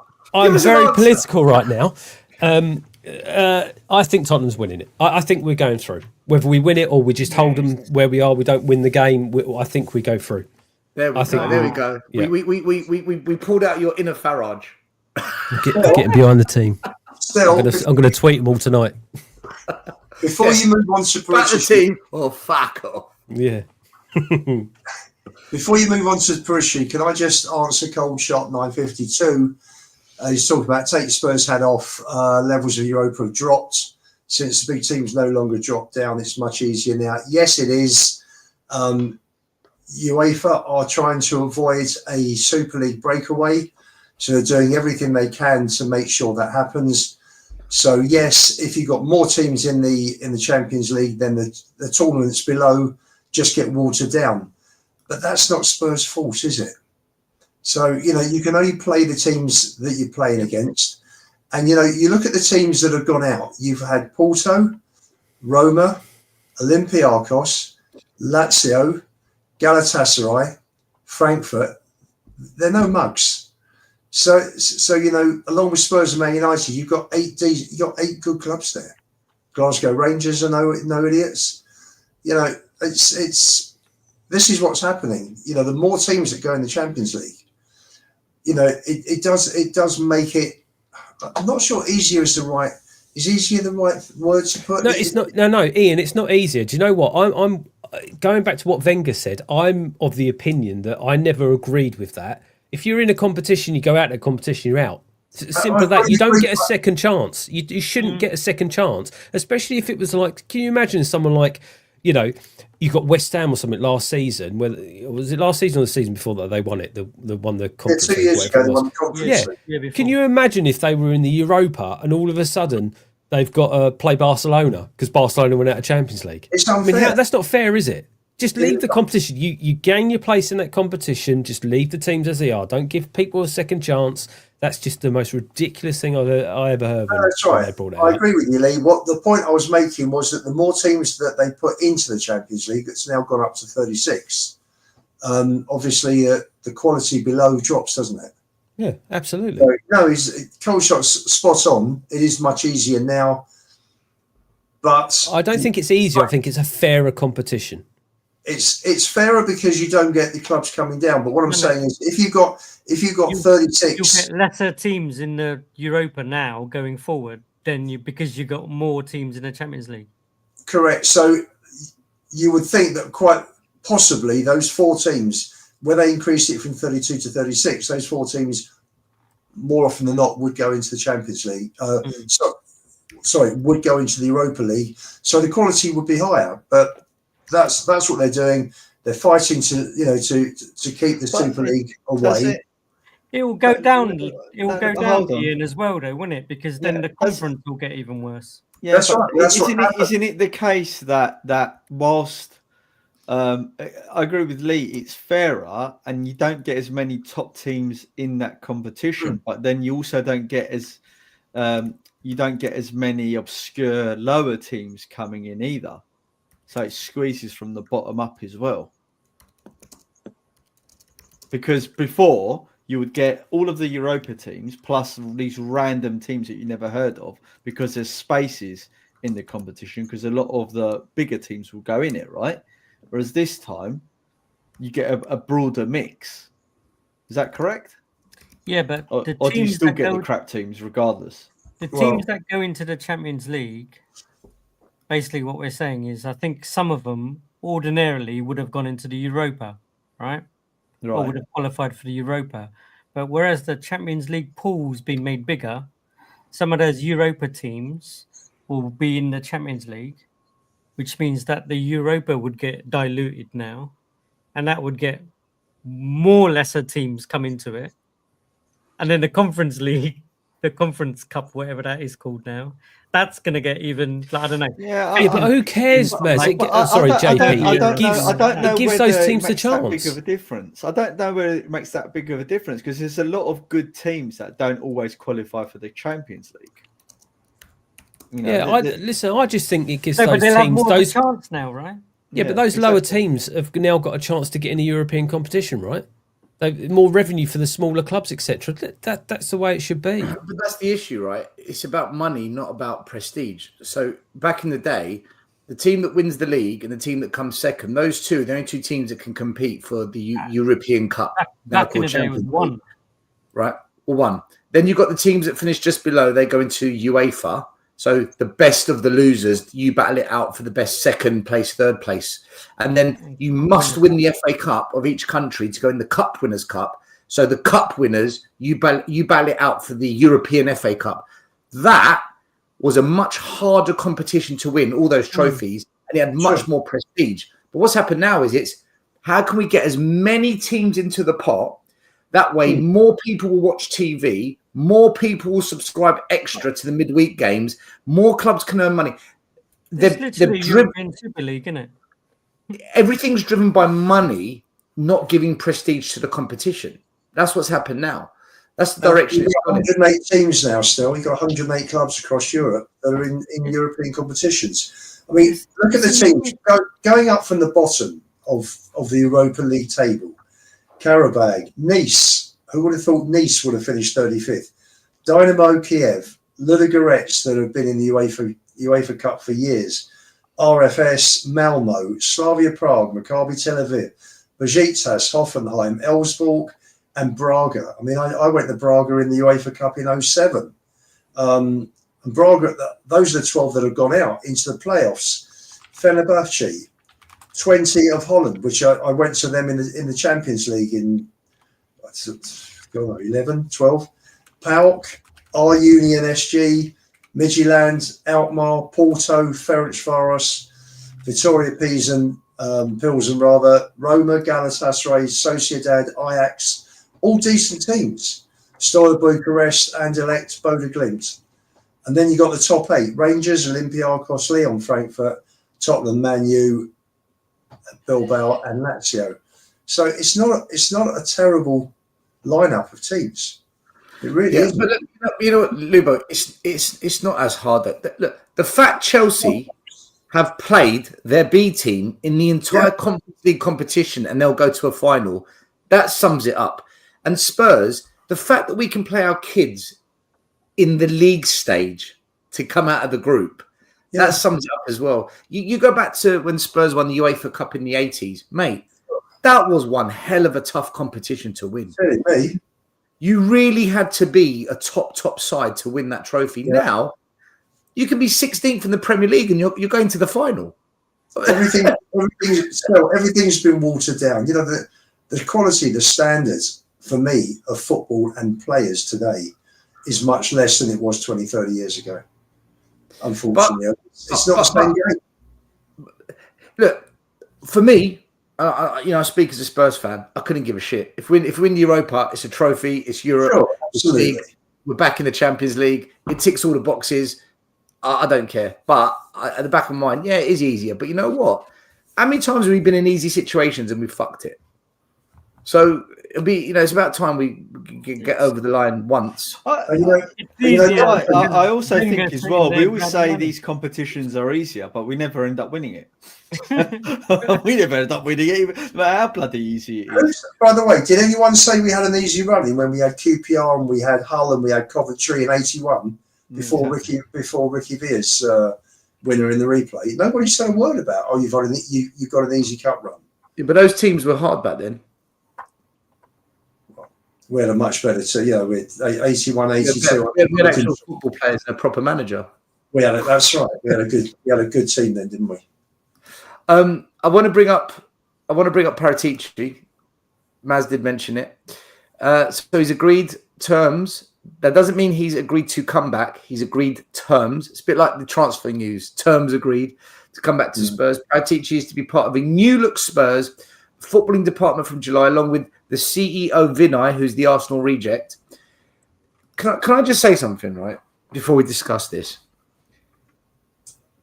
If Paratici comes back and Vinay is the new CEO, is this not a complete acknowledgement that the project Lange Ange Mun has catastrophically failed?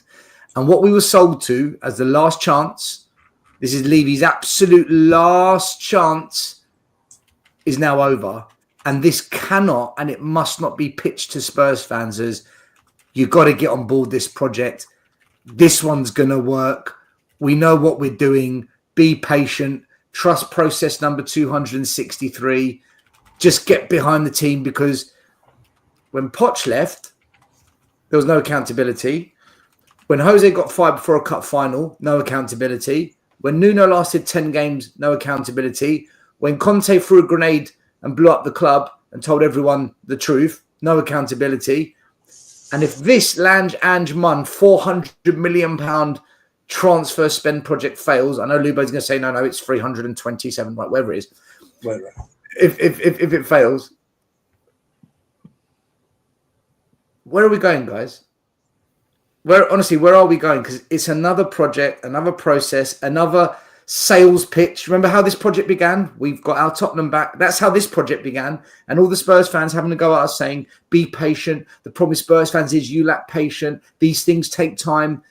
Project Youth. Surely, if Paratici comes back and Vinay is the CEO, then it's eventually Mum will go. Lange will be moved on. Paratici doesn't want Ange, so he'll be gone. Surely, it's a catastrophic failure and Levy has to step down. He can't be allowed to get away with it again after everything that's happened and how much of a last chance saloon project Lange Mun was. Surely. But he's a brilliant businessman still, He's a brilliant businessman. Only dropped 4% last year. We need to be happy, celebrate those wins and successes. Don't talk about money. Don't talk about money, Maz, to the Liverpool fans up there. Yeah. They'll look at you like you'll start raving mad. This is football. It's 480 million. I think we've been through the mill so many times now that certainly the people on this panel currently in this channel, we see it as a complete failure. Another merry-go-round is going to start again, and we're going to see the same shit. Part of me is sort of relieved that Mun, Ange, Flange will be out on their ear and new people will come in, because whilst we don't enjoy the merry-go-round and all the failed promises every year or every 18 months, I also have never seen anything as bad as that trio in our football club. So I am happy. I don't know. Rod, Jane and Freddie were pretty bad.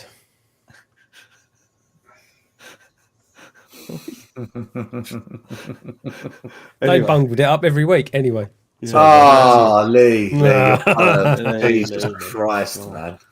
Got it. Anyway, so Terrible. I think Paratici,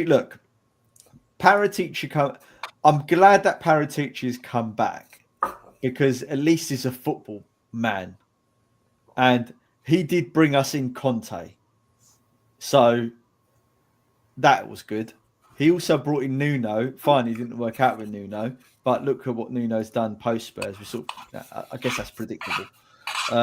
So that is a positive thing. You know, Vin, whoever that guy's name is, that CEO coming in. Yeah, I'm not that hopeful about what that really means. Arsenal fans don't talk very highly of him. No, I know. They don't talk very well of him. And he's coming in as a CEO. What does that mean in terms of what Levy's going to be doing? Does that mean Levy's just going to be concentrating more on the infrastructure? Ultimately, what people need to realise is that Levy's going to dictate what their budget's going to be. And if Levy says your budget is, I don't know, 50 million, then that's what they've got to work with, regardless of what that CEO says. And it will come down to if that CEO has actually got ambition and a will to win and build something, then he'll ultimately end up falling out with Levy and he'll leave, like all of them do. But in a way, Maz, I would rather that structure in place and them say to whatever his name is and Paratici, you've got 50 million and that's it. If they want to spend it on one player, if they want to spend it on two players, then great. They've got the opportunity to own that money and spend that money how they feel fit from a football perspective, as opposed to him saying, here's 50 million. I know you can't buy him. He's going to cost too much. No, I'm not having him. Or why don't you get those three? Because they're only 15 million each and they're 18, 19 and we'll get money back. So, well, this is for me. This is the primary reason why Daniel Levy isn't a good businessman. Because the wastage of money on dross and quantity at this football club is beyond the pale. We just spent 300 million, Maz. We spent 300 million and bought in 4 games rubbish. to play, and we have to rest our best players before the end of the season for a game midweek in a semi-final. You've just spent 300 million. Exactly. How's he a great businessman if he's wasting money? This is what I mean. Not at all.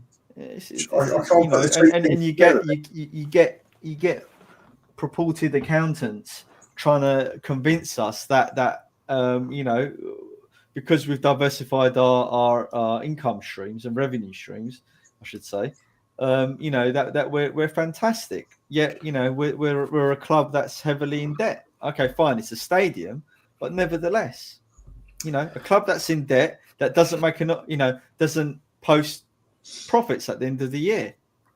They do post profits. It's just not. Well, they post operating profits, but PLC. but then there's all the losses everywhere else. No, but they write it down. They write the assets. I know they do. But the point is that Levy uses that as an excuse not to have a high salary cap, right? And he always says that we can't compete with the big boys. So if Levy's this great businessman and we should trust everything he says, then by his metrics, which I'm going off, we're failing.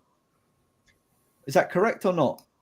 Correct. Right, there we go. So that's the argument over there, regardless of what the accountants online tell you. The truth is that he chooses not to spend the money. Yeah, I know that. That's his choice. The money's there to spend.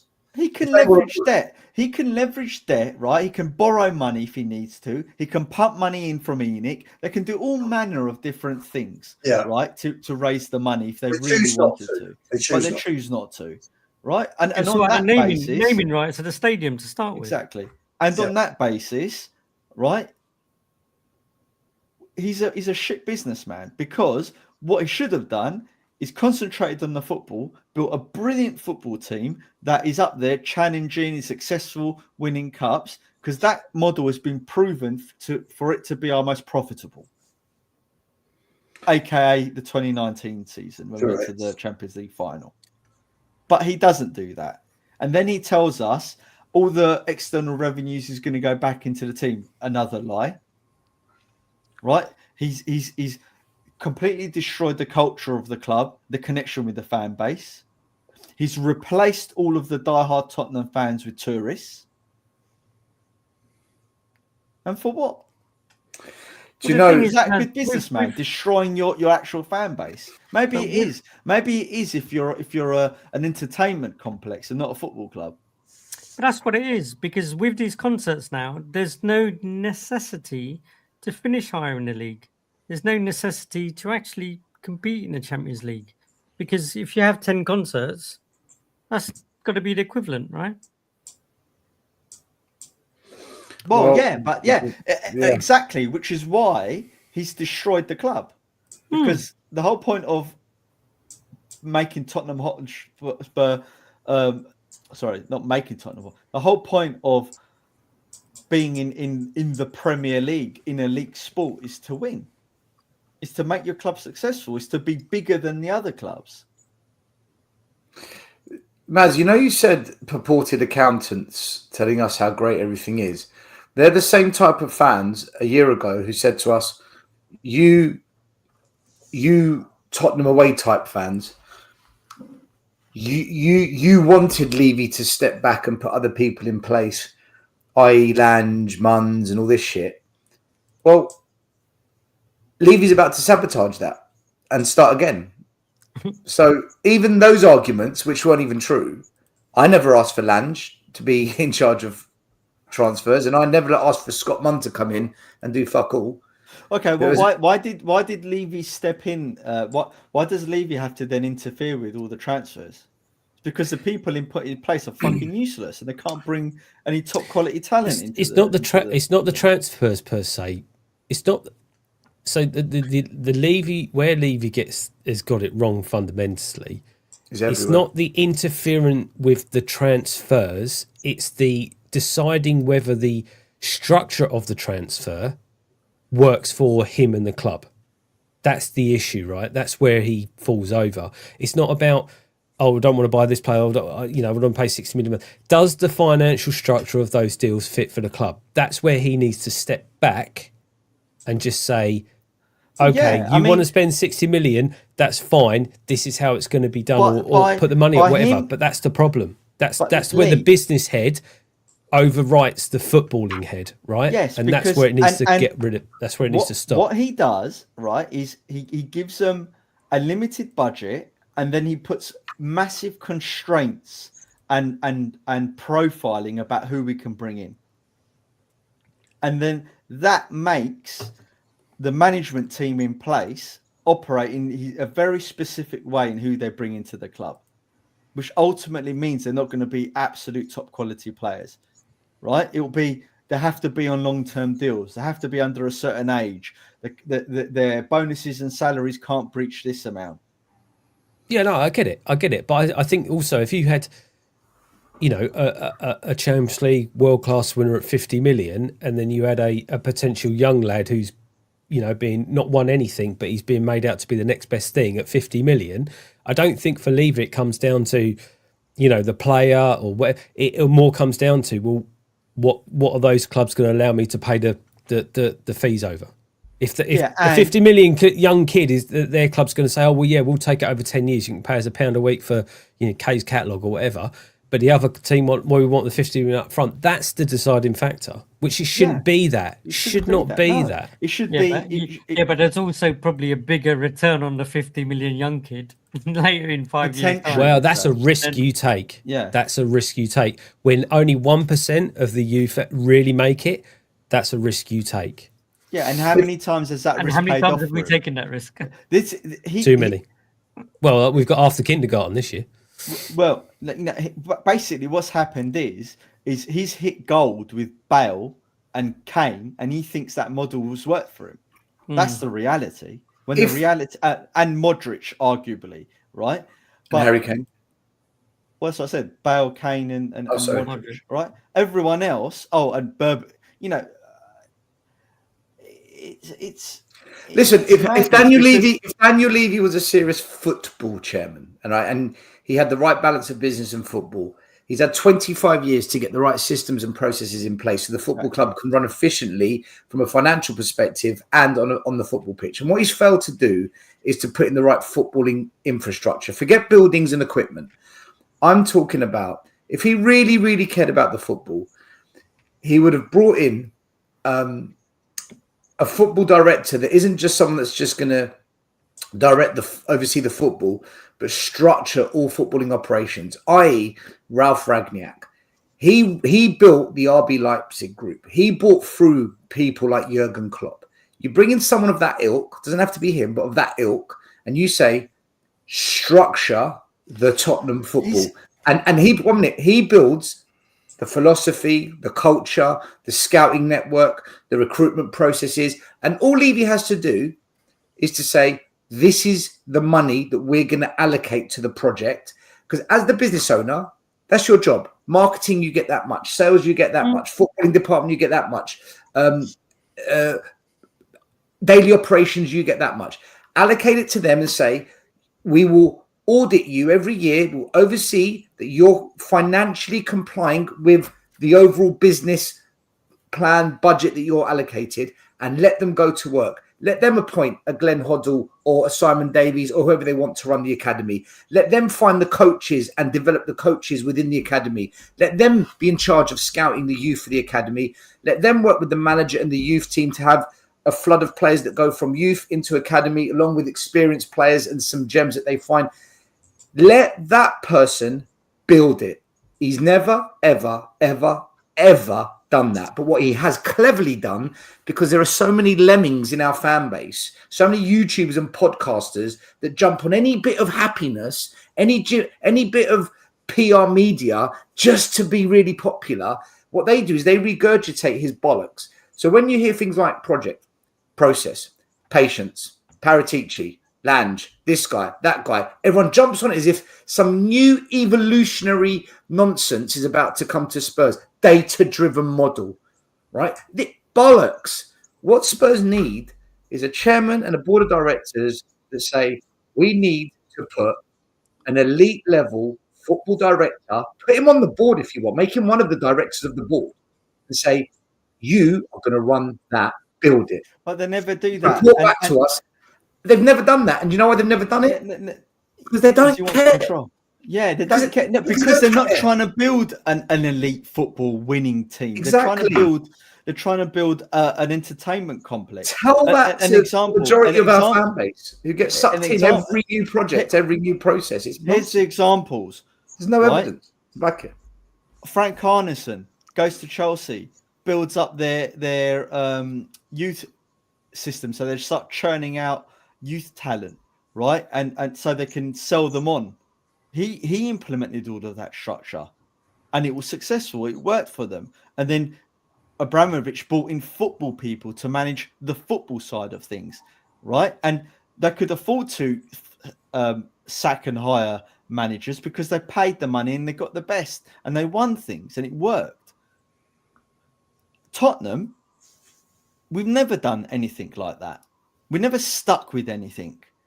He brings in Paratici the first time round. He brings in all of that structure around the club to fix all of the youth system. And then as soon as Paratici leaves, they end up sacking all of them and getting rid of all of them. And then we don't see any youth players really coming through. And the ones that are on the edge of coming through, you've got an idiot like Ange who doesn't coach them and nurture them to come into the first team. We had the prime opportunity 2 years ago for that process to really happen, and it never happened. Another prime example, we build this wonderful stadium and training ground facilities, and what do? We have the worst medical staff out of all of the Premier League.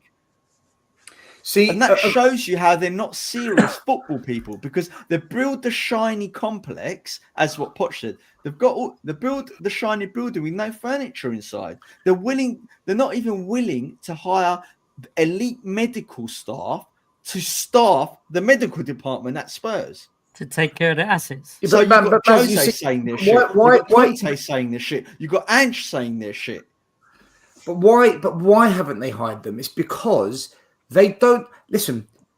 Levy, Cullen, Capelhorn, Joe Lewis, they're not medical experts. They're not football experts. They're not coaching experts. They're not recruitment player experts. They're none of that. Their game is finance, building a business, property. That's where their expertise lie. So any business, doesn't matter what business you're in, Lubo's business, my business, your business, anyone watching this show, you've got to hire the best that you can afford to do the jobs that you don't have the expertise in. I don't do my accounts. I pay an accountant, right? Because that's his expertise. So what they're not prepared to do is fully hand over those roles to experts and just let them do it and build it. That's the thing. They don't let them build it. And I go back to what I said. If you have a proper sporting director, let's call him that builds it, we wouldn't be in this situation because he would source the medical team. He would build the women's game as well. He would be in charge of it all. But they don't do it because they're here for 2 years and then they're off. They're here for 3 years at best and they're off. So how can you build anything? And to me, it's all because they don't give a shit. They don't care. They don't want it. They've never wanted it. Because it's about execution of the infrastructure and entertainment complex. Exactly. It's like Levy buys a Lamborghini and then takes it to Halfords for the MOT. Guys, let me ask you a question. Can it be the style of play for the injuries and people just want to blame the medical team? No, it's not us blaming the medical team. It's the managers blaming the medical team. Jose, Conte, Ange blame the medical team. They're the ones who said their shit. Guys, let me ask you a question, right? And this is, you see, there's no common sense at Spurs at all. By the way, big up 7 for your super chat. Let me ask you a question, right? And you'll see where I'm going with this. If I was to ask you, just take your Tottenham away host hats off. If I was to say to you, as a YouTube channel, what have Tottenham away been good at? What are we good at? What's one thing we've been good at, you'd say consistently? Moaning. Calling out the board. Calling out the board. Yeah, we've been Levy out, right? If you were to ask anyone on YouTube or anyone who watches platforms who have heard of Tottenham away, what do you think of that Tottenham away lot? Yeah, they fucking hate Levy, that lot. Right? Why is that? Because that's what we really want. That's what we really believe. So take that and then ask yourself, what have Tottenham Hotspur consistently been good at under this ownership? Swimping on Underachievement. No, good at, I said. Good at. Good at. Underachieving. That's what we're great at. It's not a good thing to be good at, right? Well, think about it. What are we good at? What are we good at? Listen, he's built a lovely grounds, albeit debt, fine. As long as you're managing the debt, you're okay. Yeah. So, but the problem is that he doesn't put the right management in place. Lubo, wait. We're going off the question. No, we're going off the question. Guys, well, 1 minute. My Under question. Levy, all he's been good at is managing our debt, managing the accounts. Would you agree? As in, so we're not borrowing excessive amounts of money. All right. So financials. a nice stadium. But that's you could, for me, that's a positive and a negative. Because he's not willing to take the appropriate risk as a business leader. Let me ask you this: to invest in the football side of things to be successful. Right. But hold on. The point. Maz, no, we're going off the point here. I know where you're going with it. That's not the point I'm trying to land here. I'll try again. When they bought the club for 100 million, selling a brand. What's it worth today? Right, selling a brand. Yeah. What's it worth today? The club. Bought it for 22 million still. Right. What's it worth today, Lubo? 3.75. Right, how much does he earn a year? 3.5, 4 million a year. Right, so without his bonuses, which he pays himself, and he calls it a bonus, so he doesn't have to pay shareholders like me any money at all when they make profits, and he's making a massive operating profit. That's not what the question you asked. Right, no. So guys, what is Tottenham good at? Not whether he's getting paid well or stuff like that. That's not Tottenham. Right. The point I'm trying to make, I'll just say it. I don't know why I asked the question. You just fucking said it, right? When people think Tottenham away, they think, "Fuck me." They hate Levy. They always go in on the board and they always bring it up every season, right? Because that's what we have been very much focused on over the years as a channel. That's what we've been focused on. We want them gone. I got it. They're really good at twisting the narrative. Hey! All right. Tottenham, no matter what you say, when you listen to people outside of Tottenham and people at club, they always say, but look at your club. You've got the stadium. Nice you know, stadium. you're always compliant with FFP and PSR. You make more money. You've look at the wealth in the club and the value of the club and how much it's money, money, money, money. We are a well-oiled money machine. Why is that? That's what they want. If you really want to know what a business is about, a football club's about, if you want to know what a YouTube channel's about, what a plumbing company's about, what an airline's about, look at what people talk about more than anything on the positive. And the constant positive at our channel is they're not scared to talk about the board. And the positive you hear about Spurs always is the financial value. Yeah, because okay, let me tell you why. That's, hold on. That's what they're about. No, that's hold what on, they're hold about. on, hold on. That's what they're known for. Different. No, let me tell you why my view's slightly different. Every club in the Premier League, right, is interested in money. I don't think any other club. No, but that's what we're known for, Maz. That's what we're known for. Yes, but the reason why we're known for that is that we're good at other stuff as well at Tottenham away, but we're known for Levy out. Yeah. But the reason why Tottenham is known for that is because that's the only thing that the club talk about, right? Because they're not good at football. They don't win anything. Yeah, because that's what they believe in. That's my point, Maz. Because that's what they believe in, money. Yeah, that's my point. But the reason why other people talk about that is because if they just looked at Spurs, right, aside from the odd great player that we've had, there's nothing for anyone to be happy about. Exactly. That's my point. Right. The club is known for being money, business, corporate. Money, business, corporate. It's time for a change. Exactly. By the way, big up London Bro for your generous super sticker. Thank you very, very much, mate. Appreciate that. He says he's put a sticker saying thanks for being you. Thank you for being you and watching our channel as well. But the point I'm saying, guys, is you know they don't care about football. You know every project is an illusion, and you know the transfers are disjointed because we've never been good at it, and we'll never be good at it because their focus, their passion, their vision is money, wealth, corporate, and it reflects. Just like this channel, we can have good debates, we can have good analysis of matches, but one thing we're really known for is Levy out, Enoch out. Look at the intro song. Levy out. The point being, you know what someone's really about by what you see and what people talk about. And with Spurs, it's always Simon Jordan talks about finances more with Spurs than any other football club on TalkSport. He doesn't talk about finances anymore other than Spurs. Positive. That's the only defense for Spurs. Because that's what they're about. That's what these owners are about. They don't give a fuck about football.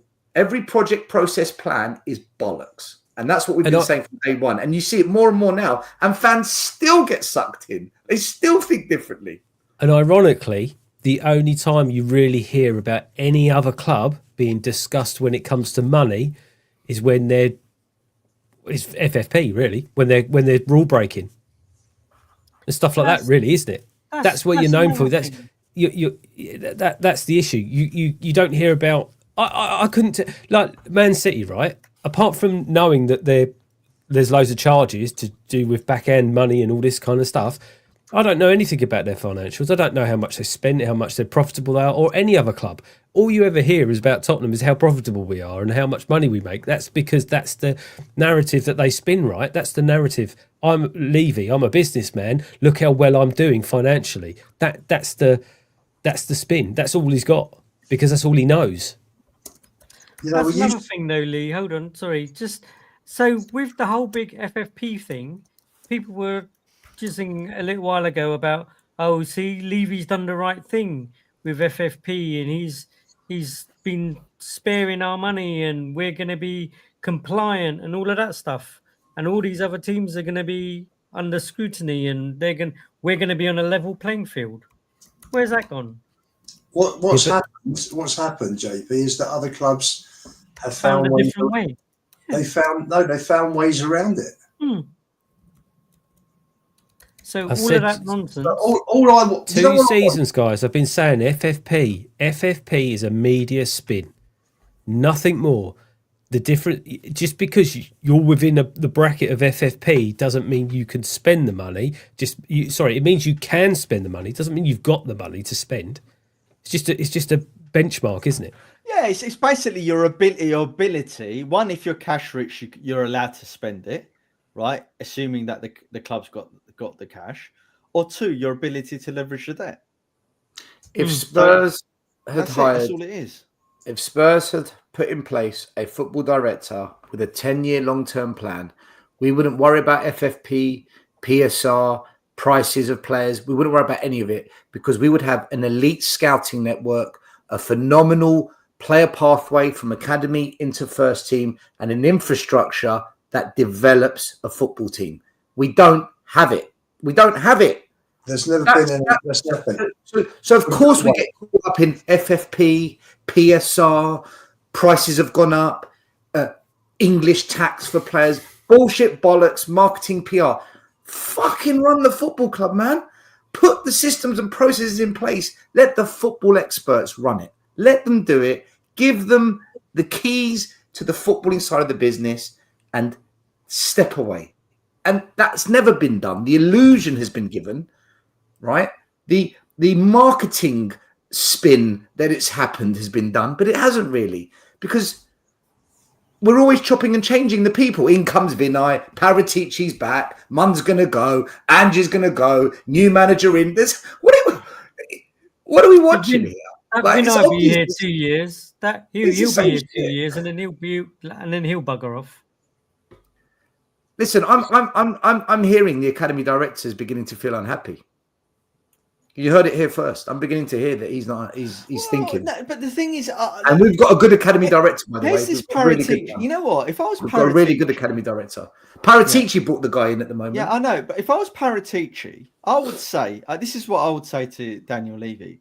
Hold on, you want me to come back, but all of the structure I put in place, you binged as soon as I left. Right? All my people, you've got rid of.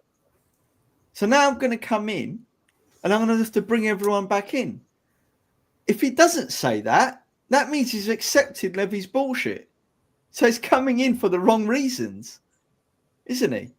Well, that's why we hope, Maz, that his appointment coming back isn't just he's coming back for money or something like that. If he wants to, I don't see why he would agree terms and not be announced yet if there wasn't a plan in place, whether that's to get rid of everything and then install new. And this is why I said to people, if he does this and he comes in and he has his own way of doing this season and last season compared to what we're going to go through next season, we all got to be very, very patient, because we're not talking about just taking a couple of people out. We're talking about a complete wipeout, right? What's funny is that Paratici came in, I don't know, when did he come? 3-4 years ago now, to rebuild and get us back to where we were under Poch. He's gone. He's going to come in again, and it's going to be even lower than what it was the first time he came down. Yeah. Now he's got a proper job to do. Got a super chat from 7 says, love the content, guys. Hashtag Lubo for president. Lubo, you up for it? No. Well, chairman, yes, I'll take his job. Done. No question. Just bring me in as a consultant. For the football side. That's all. I'll show him how to run the club properly. Yeah, the squad on the Saturday will be Archie Gray, Lily Gray, Mary Gray, Grandma Gray. The whole family be there. The Grays. And Mikey Moore. I think and Mikey Moore, yeah, sorry, and Mikey Moore. Do you know what? I don't think I'd be against that when you see how shit we are against West Ham. I'm all for it. I think that wraps it up, all guys. I think that's it. Just a quick mention to Arsenal fans, as always. I've always got to take a dig. Well done on your tifo. It was iconic. It was something to behold. That? And where's Stefan? We went missing about a week ago. Where's he going? When Arsenal went on a bad run earlier on the season, he went missing. As soon as they lost to PSG at home after he told us, I think we're going to beat them, then at their ground, all we got to do is get a draw, and that went out the window. He's gone missing again. But I guarantee you, any miracle they get past PSG, he'll be back. Absolutely. But, I thought it was quite funny. It's like a flag they bought from Timo. I thought it's funny that the Schalke fans even bantered them. Schalke That's called them sad, out. isn't it? That's sad. Mate, it's literally a giant toilet roll hanging from the roof. It just looks like a shower curtain. Do you know what? Look, it's even lopsided on one side. They couldn't even get the string the right length from the left. To be fair, Arsenal fans were even pissed off with that. Even they were like fucked off with that. Apparently, the club banned them from having a tifo after fans raised money. So that's pretty shit, isn't it? That's pretty crap. Why would a club ban fans from self-funding a tifo? Why don't we have these massive tifos in the ground? Well, we had If they look like a shower curtain, I'd rather not. we had the big Tederis to do in the tier instead, didn't we? You know the ones I'm talking about that you see at Newcastle, you see at Rangers, or Yeah. see on the continent. So What? It's so funny the way that we done that. Like, it's like they've ignored all what's happened this season, and now they remembered. Oh, there is to do. Now we've got to take it seriously. So fucking hell, honestly. Do you know what? I'll be honest with you, man. Like, banter aside, I couldn't give a shit about these tifos. I just want the team to play some good football, win games, and just be difficult to beat, and actually have consistency. Like when people say, "Oh, you've got to back your team," they've got to give us reasons to celebrate. Yep, 100%. Off the pitch, on the pitch. You know, you sign a great player that everyone's heard of. That's a reason to celebrate. We never sign great players that we've all heard of, so we don't celebrate.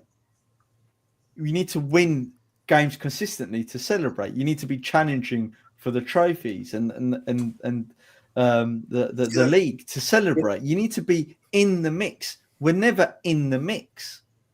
I want to turn on the TV on a Saturday, and I want to sit there and think, right, what's Berbatov going to do today? What's Bale going to do today? What's Modric going to do today? What's Kane going to do today? What's Son going to do today? Right now, I'm turning on and think, fuck me, who's going to be in defence? Who's going to be? Right now, you're isn't it? shitting yourself with the team sheet. By the way, this is brilliant. Can we get a tifo with Beyonce on it? I think that would be brilliant. I would love a tifo at Spurs with Beyonce on it. I mean, we couldn't even celebrate our friendly. You know, the pre-season. It's all like kids playing this weird formation. All out of position. Yeah. We never saw them again. They all just disappeared. Do you know what? It's amazing how pre-season the kids look really, really good, and then they just went missing for the rest of the season. And the first team's been crap because they looked really good. Do you know what? That's such a tragedy, because there's many a club in Europe that would embrace that. There's a lot of clubs that in Europe would look at that and say, do you know what? Let's embrace that. And we just, I don't know what it is with us. We're just so against youth development at Spurs. We really don't like it. We're not happy with it. Just to let you know, guys, the poll we ran. Whoops, where's it gone? I've lost the poll. Well, there it is. Mikey Moore or Tell to play for Spurs. We had 302 votes, not bad. 83% said Mikey Moore, 16% said Tell. There's 1% missing. I don't know where it's gone. Can we ban all the people that voted Tell? Can we just ban on those people? No, but I'll tell you, we do need to ban. Can you ban Danny Kyriakou? Because you shouldn't even be asking that question, Danny. Yeah, don't even not give him at least a 5-minute timeout. At least a 5-minute timeout, and then go to the mirror, look at yourself, and just think about what you've done. All right? Yeah, disgusting. Just look at yourself, Danny. That name is not allowed to be mentioned on the show ever again. It's why he's winding up. No. Listen, do you know how funny? I lost my mind when we re-signed Timo, and look how it's panned out. Do you know what? In terms of wanting to collect receipts, I couldn't have fucking landed it any better if I tried. I mean, there's no guarantee when you predict something. There's no guarantee what's going to happen. But Timo, you can. Yeah, Timo. All right, listen, everyone. We're gonna leave it there. As always, thanks everyone for joining us. We will be back on Thursday, long day on Thursday. We're going to start on YouTube for half an hour, like a pre-match warm-up. Then we're going to go on to big up for the watch-along. God help us. Please, please, can we be happy after that game? And then we'll be back on YouTube for the post-match show. If it goes into extra time penalties, that'll get delayed. But if not, that should start around about 10, half 10. So we'll be live for about 5-6 hours on Thursday. Big, big day. Come and join us. It's going to be exciting either way, or fireworks are going to go off. And then we will talk. We will talk then. Let's say goodnight to everyone. Maz, thanks for being on as always, bro. Good night, everyone. That's what I like about Maz. Straight to the point. Later. I'm off. JP. Yeah, bring on Thursday. It's all about Thursday now. That's literally the game, the season. Has it got another leg to go, or is that the season done? Big day Thursday. Massive. Thursday is massive for the football club. Ian. Very much so. Sliding doors moment. If we can get to the final and win it, then next season looks a lot brighter. If we don't, we finish 16th. By not getting rid of Ange, Levy would have cost the club an absolute fortune. You've got to be attractive to players. So yeah, winning this Europa is enormous for the club. Just enormous. Ian, before I go to Lee, just a very quick question. On Thursday and Friday morning, and maybe even Friday afternoon, how many channels are you planning to feature on? Not many. Not many. I reckon your phone's going to pop off. Ian, are you free? Ian, please come on. Ian, we need you. You're the man at the moment, Ian. You're the talk of the town on YouTube. I just enjoyed talking Tottenham. That's all. Good. I think the viewers like you as well. Like everybody else still. The viewers like you as well, though. The viewers like you too. Good lad. Well, Lubo will be on Tottenham away. We'll force him. We'll force him on at some point on one of the. We'll get him on. Lee, good to have you on again, brother. In your what do they call it? Your blue room. Sex dungeon. Sex dungeon. In the sex dungeon. Listen, I might phone in sick on Friday morning if we lose on Thursday night, because it's just going to go off, right? The amount of channels and the meetings and the talk about Ange, all this kind of stuff is just going to blow up. So if we lose, it's going to go ultra toxic. If we win, we'll try and be positive, but we're going to get hit with you owe us an apology, you called out Ange, take it all. It's going to go the other way. So whatever happens, it's going to be weird. But look, I hope Spurs win. We all do. At the end of the day, we all want Spurs to win. Yeah, absolutely. We want the better players. We want the better positions for us to be in. We want to be able to be in the Champions League and have the money to buy the better players. That's why we're pushing for all of this. Well, at the end of the day, those of us that have got season tickets, we were at that game on Thursday cheering the boys on. So we did our bit as fans. You know, we got involved. We gave it large, and let's hope we go through on Thursday. Thank you to all the super chats from Sanilla, A-User, John Stokes, Seven, London Broil. Thank you guys very, very much. We'll be back on Thursday. Come check us out. Until then, come on, you Spurs. Brace yourselves. Thursday's massive, massive. We're all looking forward to it. Let's see what happens. Look after yourselves. The first game we look for, Robbie.